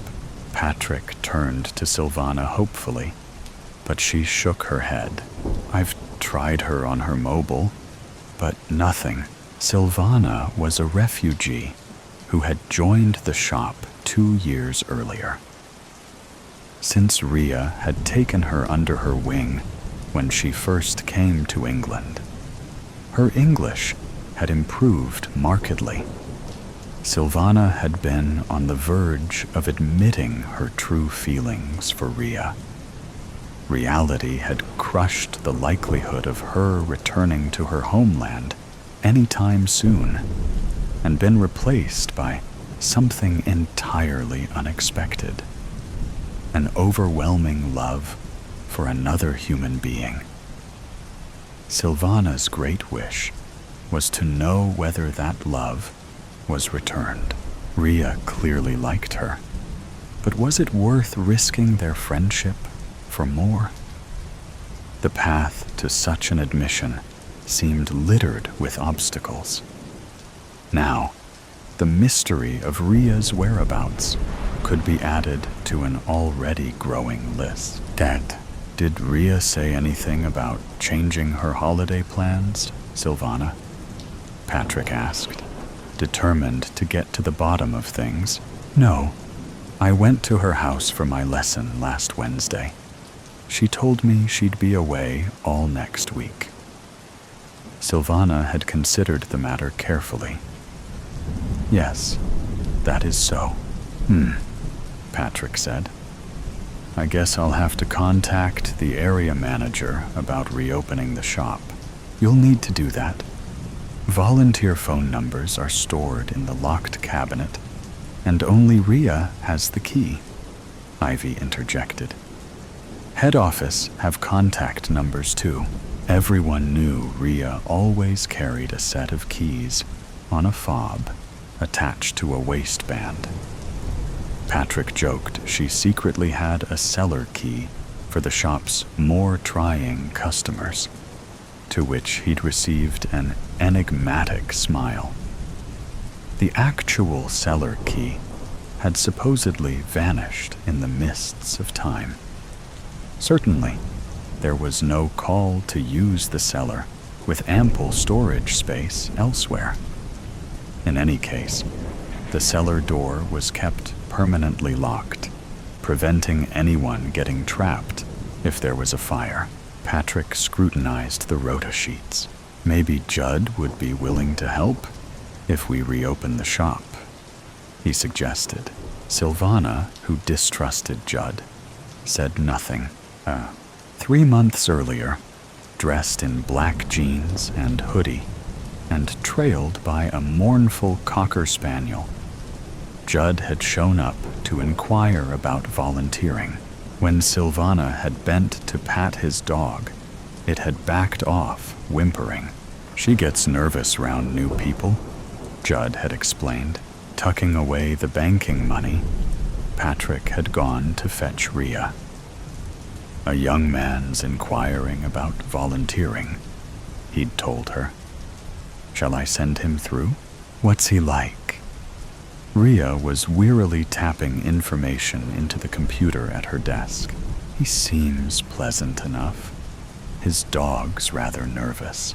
Rhea massaged her aching neck. "Send him through," she said. Rhea had confided in Sylvana about her difficulty in getting references for Judd Dig Deep. Eventually, he'd presented her with 2 typed ones, supposedly from an ex-employer. With typical thoroughness, Rhea had rung one of the numbers to learn more about the new helper. When a voice answered, sounding suspiciously like Judd's, she'd intended to investigate further. However, other things had intervened. A few weeks after this uncharacteristic omission, Judd was indeed proving to be an asset. Willing to turn his hand to anything, it was a relief not having to lift heavy sacks and boxes donated by the public from one end of the shop to the other. With little guidance, Judd had transformed one of the sorting rooms, leaving it immaculate. One evening, when Sylvana cycled past the back of the shop, she noticed a group of undesirables hanging with Judd, engrossed in conversation. She hurried past, hoping she hadn't been seen. She raised her concerns to Rhea, who told her it was nothing to worry about, that she'd keep an eye on things, and bafflingly added, "I'd rather you didn't mention this to anyone else." The day the shop reopened, without Rhea at the helm, was Sylvana's birthday. Patrick invited her to join him later for one of his wife's specials, homemade pizza and pear wine. The food tasted delicious, but she pushed her plate to one side. "You're still worried about Rhea, aren't you?" Patrick observed. "Her cell phone is dead. It's strange. I knocked on her door last night, but still no answer." Patrick got up. "I tell you what, I happen to know Rhea's neighbor, Angela, from the book club. She looks after the garden when Rhea goes away. She may well have a spare key. I'm sure there's nothing to worry about, but it wouldn't do any harm to check if everything is all right." Sylvana was relieved. "That's a great idea. Thanks, Patrick. I've been known to have a few in my time. Come on, get your coat. Let's see if we can solve this mystery." Half an hour later, the pair were standing in Rhea's house. The hallway led into an open-plan kitchen diner with gleaming countertops and state-of-the-art gadgets. The smell of coffee lingered invitingly. When Rhea's partner, Lindsay, had died 5 years earlier, she'd left her with a generous insurance payout. Silvana sighed, remembering the other day when she and Rhea had drawn close over a bottle of wine. Rhea had even given her a present, only to be opened on your birthday, she instructed. But beneath the gaiety, she'd been out of sorts. Rhea had brushed aside Silvana's offer of help with a brisk, "I'm fine. I'll check down here if you do upstairs," Patrick said, jolting Silvana back to the present. The passport was lying on the bedside table. However, the photograph bore little resemblance to the person Silvana had come to love and admire. Having spent time working for a private detective agency when she was younger, instinct overrode caution, and she began a meticulous search for clues. Predictably, Rhea's shop keys were lying on the bedside table.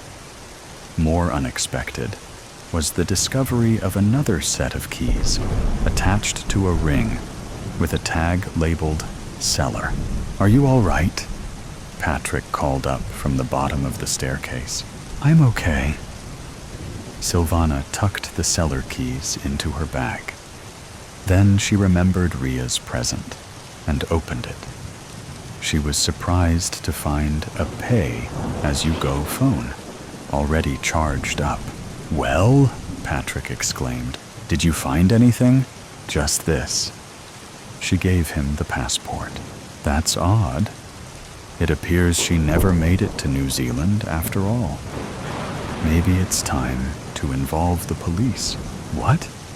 Right now? It is rather late. I doubt they'll want to be disturbed tonight." Patrick thought of the half-opened bottle of wine waiting back home. "I'll act tomorrow morning. Shall I walk you back?" "No need. I can take care of myself," Silvana said firmly. Casa. The moon was her only companion as Silvana descended the cellar steps at the back of the shop. With growing unease, she encased her hands in a pair of gloves and took off her shoes. She didn't want anyone to know of her presence.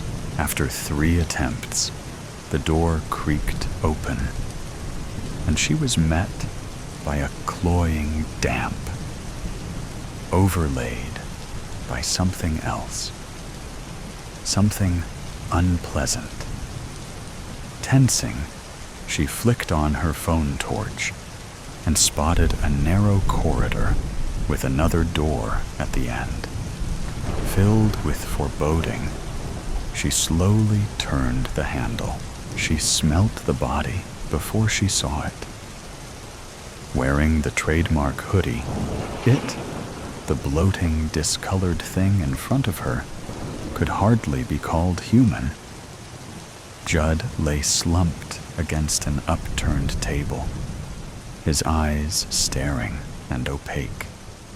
Silvana covered her face with a handkerchief to prevent retching and inspected the scene, noting the bloodied head and smashed vase lying beside it. The blood had pooled and dried, staining the clothes and floor. She was no expert, but if the rotting undertones were anything to go by, death had probably occurred a few days earlier. Even then, horror was blunted by relief. So long as it wasn't Rhea, she had the strength for anything. But where was Rhea? Adjusting to the dimness, Silvana tried to make sense of her surroundings. Some crudely constructed shelves, filled with storage tubs and packets, lay stacked against one of the walls. The place was obviously some kind of drugs den. Could Judd's death have been the result of a disagreement with other gang members? Sylvana's stomach lurched. What if they turned up and found her? She'd only just locked the cellar door and picked up her shoes when she heard voices on the driveway. Somehow, she managed to scramble behind one of the bins underneath the fire escape. Hardly daring to breathe, she waited until the scuffling feet passed, and the gang disappeared down the cellar steps. Then, she bolted into the night as fast as her trembling legs would carry her. She would decide what to do when she got home. So, halfway across the town's park, muffled ringtones came from her bag. "Sylvana?" The voice was clear as day at the other end of the line. "Ria, is it really you? Thank God. Are you all right? Where are you calling from? Talk to me. If I tell you, you must keep it to yourself," Ria said urgently. "Of course. By the way, I have your keys." "The shop keys? The cellar keys? Long story. I have just been down there. I found him. Judd. Dead. It was horrible." Sylvana began to laugh hysterically as the shock kicked in. "You went into the cellar?" Ria repeated.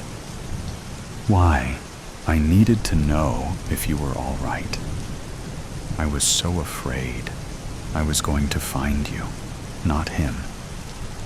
When I saw your passport, I knew you couldn't have gone abroad, that something must have happened. I didn't get the chance. What happened? I will tell you, but not now. Not on the phone. Patrick is planning to go to the police tomorrow about your passport," Ria asked. "Did you touch anything when you went into the cellar? Did you touch him?" "No." Sylvana's teeth were chattering from shock. "It's cold outside. I was wearing gloves." "But what do you know about Judd? Why were you wearing gloves?" "I don't know. I had a bad feeling. I didn't want to be implicated in anything. Back home, I once worked at a detective agency. I learned about not touching crime scenes." "You may want to call the police," Ria said. "But please, can I ask you not to tell them I got in contact, or about me giving you the phone? We'll meet soon. That is, if you want to. I'll understand if you don't want anything more to do with me." "Of course I want to meet you." It seemed silly pretending now. "It's all I think about." Cha. Sylvana's heart flipped when she saw the distant figure standing on the pier below. The matinee performance at the Pavilion Theater was in full swing, and the pier was almost deserted. She came up behind Ria, patting her on the shoulder. "Hey," Ria turned, instantly relaxing when she saw her friend. "Hey." Sylvana sank into Ria's arms. For a long time, the pair embraced. "It's so good to see you," Sylvana said. "Likewise." Ria glanced round. "Does anyone know you're here?" "No." "And I'm so hungry." Ria grinned. "How about some fish and chips?" "I'll treat you." "You mean the famous English fish and chips?" Ria grinned. "I've discovered a great place on the front." She linked arms with Sylvana. "Come on, let's eat. Then I'll tell you everything." "Cha, Judd was a bad lot," Ria admitted later. "He was running a drug racket, and I threatened to report him to the police. It doesn't surprise me. But how did you find out?" "Not long after I joined the shop, I was clearing up one of the back rooms and came across a discarded cabinet. There were 2 sets of cellar keys in it. I never told anyone about them, partly because I didn't want a lot of fuss. I wanted to keep it to myself. Unfortunately, Judd caught me coming up the stairs one evening and demanded to store his things there. I didn't like the way he spoke to me. When I refused, he threatened to torture his dog in front of me. He implied if I didn't comply, I'd be next. His eyes were so cold. For the second time in my life, I felt real fear. There would be time enough to ask about the first time, Silvana thought, clasping Ria's hand. I'm afraid there's more, Ria said dully. You probably won't want anything to do with me when you hear the rest. Silvana clutched Ria's hand more tightly. She'd come too far to be brushed aside. Why don't you let me be the judge of that? She said firmly. Whatever it is, we'll bear it together. You see, I love you. I need you to know that. You do? For a moment, Ria's face shone. That's a relief, she said, laughing. I thought it was just me. Did you? Silvana laughed too. I may have had my suspicions, but I didn't want to say anything. Oh, I'm so happy, Silvana said. But hold your horses before we get carried away, Ria warned. Hold my horses? An English expression. It means don't count your chickens. Count my chickens? Silvana, my love, let me finish my story before you say anything. Okay, sorry. Silvana nibbled a stray chip. Ria was smiling in spite of everything. In the end, I couldn't stand being held to ransom by a bully like Judd.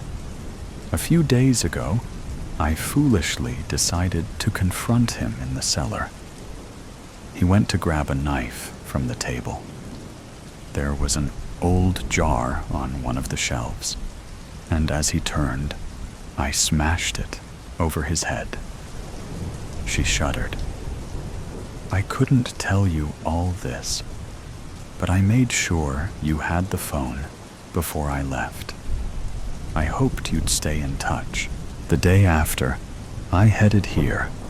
Not wanting to be traced, I paid for everything with cash. But surely the police will realize you only acted in self-defense, Silvana insisted. Perhaps I should have gone to them straight away, but I couldn't face it. Ria's hesitation was palpable, especially considering what? In spite of the warmth between them, Silvana felt a sudden chill, like someone walking over a grave. What aren't you telling me? Ria's voice broke. I'm terminally ill. At best, I only have months to live. At worst, it will be weeks. I have all the medication I need. I just want to spend my last days in a place with happy memories. I can't believe it. But Silvana knew Ria was speaking the truth. She tried to disguise her anguish. How long have you known? She whispered. I only found out for certain the day before Judd threatened me in the cellar. Maybe I wasn't thinking straight. I should have told the police everything long before, but by then, I was in too deep. I'm going to stay with you. Silvana had never been more certain of anything. Ria shook her head. Stay with me tonight, and go back tomorrow. It won't be long before the police check the cellar. It will look odd if you're not there. I have every faith in your survival skills. Look how far you've come. In the meantime, There's something I want you to have. What is it? Ria handed Silvana 2 envelopes. Inside one is a plan of the cellar. After years of searching, I think I may have finally uncovered the sealed entrance to a tunnel leading to the old priory. My father was a historian and suspected there might be one near the shop. The other is a copy of my will. It's my final and dearest wish to make your life better when I've gone. Past imperfect. Bill sat bolt upright into the hotel bed, heart pounding to a familiar refrain. The dream had reasserted itself with a vengeance. From the moment he'd seen the updated list of people attending the conference, one name had stood out. Dake Scratchard was the name of the boy who'd haunted Bill Brown's life more years than he cared to remember.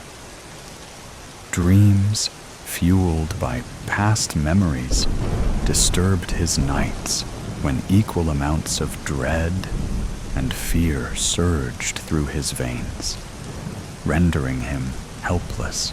As always, the nightmare was a variation on a theme. In it, Bill was a teenage boy running from the gang. He often came close to evading capture, but at the last minute tripped over his shoelaces or some other encumbrance. Then, he found himself falling flat on his face outside the old school toilets, the inner doors of which rose up like whited sepulchres. Up close, he could see every cell of his tormentor's face. Ginger needs to be taught a lesson, came out of that hate-filled mouth. A bully, aided by his contemptible band of followers, with their menacing chants of Ginger, Ginger, Ginger. Even now, their words filled the corridors of his mind like a background hiss. No. The sound seemed to come from somewhere outside, as if it belonged to someone else. Not him. You're just begging for it, Billy Ginger. If the teachers won't correct you, we must do it for them. Billy knew no teacher would come. They were never there when you needed them. In any case, the gang always had some lackey watching out. Soon they'd have him crawling on his hands and knees, scooting about like an insect while they kicked him on the hard stone floor. Their mocking jeers running through him. He was nothing more than a piece of meat to be hauled about. For them, the high point was shoving his face into the toilet bowl. The stench was the least of it. Clinging for support, he tried to keep everything tight shut while they flushed. Knowing he could not hold out for long, he spluttered to be let go. Then, just as he was about to give up, a final flush signaled his release. He was pulled up, squirming like a rat from a sewer, and left heaving on the floor. For a few minutes, he lay there curled and defenseless, all resistance gone, until the next time, and the time after that. Something so primal, so feral. He could smell it now. Even after all this time, he was defined by it, as if the abuse had become part of a warped pattern of D and A, making him only half human. But somehow, he'd known he was worth more than that. At least his dog seemed to think so. Through it all, the only thing that kept Bill going was the thought of the black Labrador faithfully waiting in the porch. Back home, Kelpie licked away the wounds, and salt tears stayed beside him till the pain subsided. Without Kelpie, he would not have survived. For the purity of a dog's heart knows no bounds. Switching on the bedside lamp, Bill waited until his breathing steadied. Coughing, he climbed into a dressing gown and stepped out onto a small balcony. In the courtyard below, the air was prescient with a damp chill. A few lone trees were scattering leaves, marking the onset of winter. Inhaling a sneaky cigarette, Bill considered his options. It had all happened so long ago, yet the dream had reignited the past, making him feel he could never escape its clutches. If Bill recited the facts of his life enough times, he almost convinced himself of their worth. On paper, he'd worked hard, got married and divorced, and had a son he barely saw. He'd mostly married his wife to please his father because she came from a better background, and look where that had got him. It wasn't his ex's fault if along the way he'd supplemented whatever was missing with a few women he was physically attracted to, but not much else. In the end, it had been like ships passing in the night, all except for Bella. With her, he'd come close to casting a loveless marriage aside, but in the end, something had stopped him. The risk of getting it wrong had been too great, but all that was in the past. Although Bella had recently returned to the company where they both worked, albeit in a less demanding role, he rarely saw her these days. And according to rumors, she was now with someone. In the shower, Bill imagined washing the past down the plug hole. Soon he planned to do just that.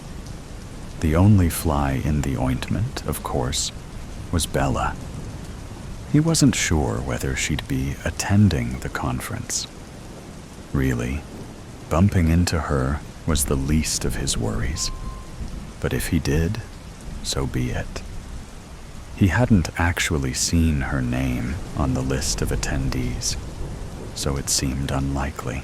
Overall, it would be easier if she didn't attend, because that afternoon, Bill was making his first big speech in his new role as Regional Operations Manager. As if there wasn't enough going on without having to deal with affairs of the heart. The speech, eagerly anticipated, was expected to be the highlight of the day. In the hotel room, examining the set of knives his father had given him as an 18th birthday present, Bill was confronted by powerful emotions. Before him were a dazzling array of sharp pieces, all with wooden handles for an extra firm grip. It was almost pleasurable selecting the one with the pointed end. He carefully placed it in a sheath and adding it to a concealed section of his briefcase. In the mirror, he observed hair that was thinning a little at the sides. Other than that, it was still thick and brown with just a hint of chestnut. Impressive in a well-cut suit, he was tall enough to be considered distinguished. To some, his features might be regarded as handsome. His eyes, however, were preternaturally bright. Sighing deeply, he exited the room. Clutching his laptop and briefcase, he made his way along the plushly carpeted corridor, entered the lift, and headed the 3 floors down to the conference room area. Psyching himself up for whatever lay ahead, he focused on his achievements. Only by drawing on every retail milestone was he able to make sense of the wasteland that was his emotional life. His mind's eye framed the certificates that took pride of place on his home office wall, charting his journey from sales assistant to the coveted role of regional operations manager for one of the country's most successful chain stores. Stores that sold fashionable clothes and accessories for prices most people could afford. Bill's journey into a better life had only really begun when his parents had moved from a London suburb to a city in the Midlands. Then, aged 15, he'd welcomed the move with open arms, for it had given him a chance to start afresh in a place where no one knew him, especially at school. He had loved walking unrecognized through the city's streets and visiting its ancient cathedral. One Saturday morning, plucking up courage, he'd walked into one of the city's department stores and landed himself a Saturday job in the menswear department. When he returned home, his mum made him a cup of tea, and Kelpie wagged a warm greeting. "You could do a lot worse. They've got people queuing up to get a place in that store," his mum had commented. Then, examining him more closely, she observed, "You've darkened your hair.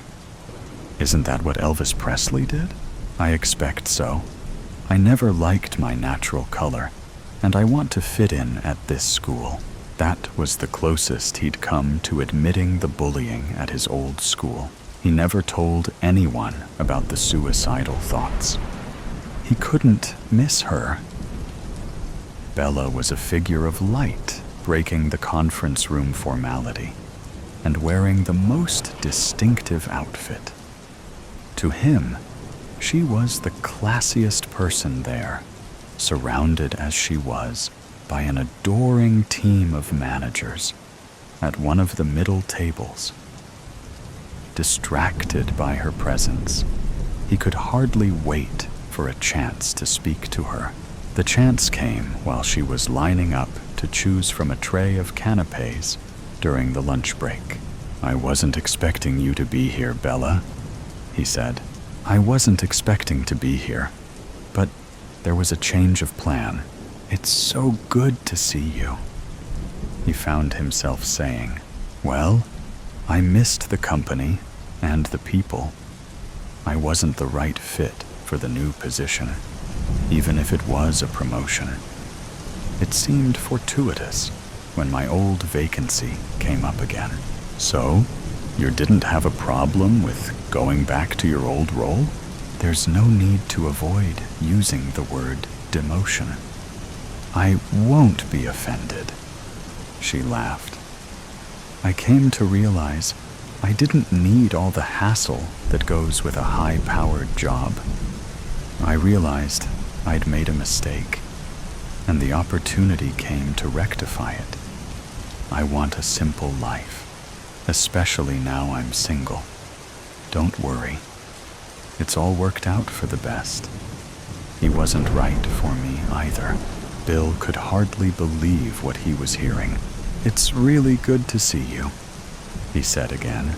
"I'm glad you think that," she said, smiling brightly. Catching up with Bella had been great. So much so, watching her sleeping the next morning, Bill had almost forgotten about the other thing. He decided he'd know what to do when the time came. If it came, Bill was pouring coffee when Bella opened her eyes. They were warm, like kelpies had once been. "That smells good," she said. "I remembered you like it strong." The world outside remained foggy and damp, but for the moment, none of that mattered. Fully dressed, Bill joined Bella on the bed. "What's the matter? You look like you've got the world on your shoulders," she said kindly. "Nothing, just the conference. A lot to think about." But that was only partly true. If only he could tell her what was really on his mind. Part of him wondered whether meeting Bella again was purely coincidental, or a sign he should let the past go once and for all. He might have said more, but then the phone rang. "Good luck with the speech. Not that you're going to need it," Bella said, getting up and kissing him. On the way to the conference room, Bill overheard a conversation between two hotel staff members. "Are the cameras still out?" "Only on the 3rd floor. Also, the ones by the bathroom. They're down, too." "Okay, not good. How long before they are fixed?" "A few hours at most. Maintenance will get it sorted. It won't affect the general running of things." Bill felt almost disappointed to hear the news about the cameras.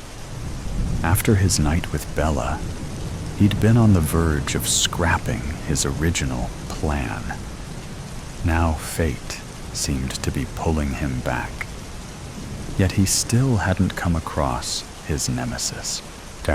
About 40 minutes into the second day of conference, a man best described as nondescript entered the hall. Head down, he weaved his way to the numbered seat. Bill clocked him, and his heart sank. Something of the man's stance reminded him of Dake Scratchard grown older. But was it him? He couldn't be sure. 2 hours into the conference, during the talk on sustainability, the man scurried towards one of the exits, and all doubt vanished. Shriveled he might be, but it was definitely Scratchard. Galvanized into action, Bill left his seat and headed for the nearest exit. Gripping his case so tightly his fingers hurt, he followed the figure until he disappeared into the bathroom. Unless he had to, Bill generally avoided public bathrooms, but this was going to be the exception. Adrenaline flooding through him, he quietly opened the door and stepped inside. Other than a pulsing through his ears and the sound of a dripping tap, all was quiet. Then he heard a retching coming from one of the cubicles. A minute later, the door opened and Scratchard stepped out. Engrossed in his own suffering, he ran to the nearest sink and stood there, heaving.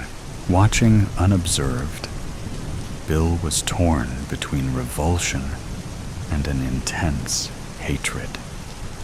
Mostly he was seized by a hatred for all he'd been put through, overcome by a rage for the way this pathetic being had ruined so much of his life. It was too late to change his mind now. The die was cast. Gripping the knife, he advanced, his anger rising to a peak.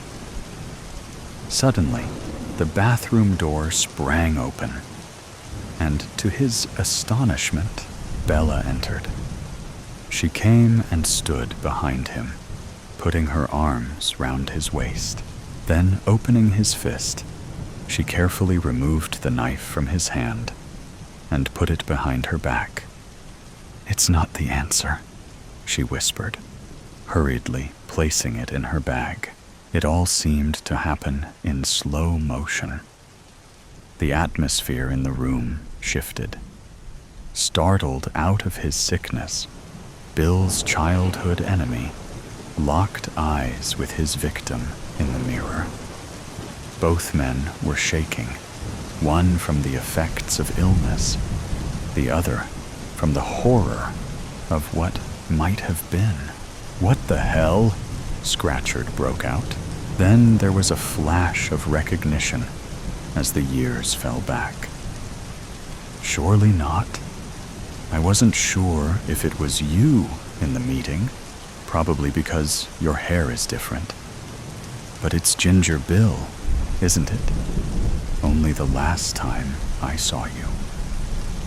The words trailed off, vanished into the unknown. "But you never did see me," Bill said through gritted teeth. "All you saw was a weak boy you could bully because of his hair color. As I recall, the last time I saw you and your sick gang, you'd forced my head down the bog. Have you any idea what that does to someone? Did I do that?" Dake's face reddened. "I was a bit of a jerk in those days. If it's any consolation, life hasn't exactly treated me well. As you can see, I'm not a well man." The edges blurring, Bill felt the first stirrings of pity. "What's actually wrong with you, Scratchard?" Calling him by his surname felt like a minor victory. He'd never dared call him anything in school. Dake shook his head despairingly. "If it's not one thing, it's another these days. I had heart trouble a few years ago, and now this. I keep having to running to the toilet and have a raging thirst." "You need medical attention," Bella said unexpectedly. "You're showing all the signs of severe diabetes. My father got like that before he was diagnosed." 10 minutes later, Bill was sitting with his childhood tormentor in the lobby, waiting for assistance. "I'm sorry for making your school life hard," Dake muttered, unable to meet Bill's eyes. "It was worse than that. You bullied me to the point I didn't feel life was worth living. Why did you? I need to know," Bill demanded. Dake searched what remained of his soul for answers. "I don't know," he admitted at last. "Maybe it made me feel more in control. Life was miserable at home, and at school, I was somebody in front of the other kids." The rest of the day passed in a blur. But Bill somehow found the strength to get through his talk. He got a good reception at the end, and he couldn't help noticing Bella was clapping the hardest. "What made you come into the bathroom like that?" he asked her much later. "I couldn't believe it when I saw you there. You kept saying his name in your sleep, saying you're dead over and over. I haven't forgotten the nightmares you had when we were together before. Imagine what would have happened if you hadn't appeared, Bella. It doesn't bear thinking about," she said. "If you want us to make a go of this, you've got to promise me you're going to get help." The past will always get in the way if you don't. It turned out to be an easy promise to keep. More than a year after that fateful encounter, the terrible dreams are a thing of the past. Though his old enemy is hardly on Bill's Christmas card list, he no longer regards him as a threat. Now, Bill dreams of walking through the park with Bella, taking it in turns to throw a ball for their new dog. Somehow, he feels very close to achieving it.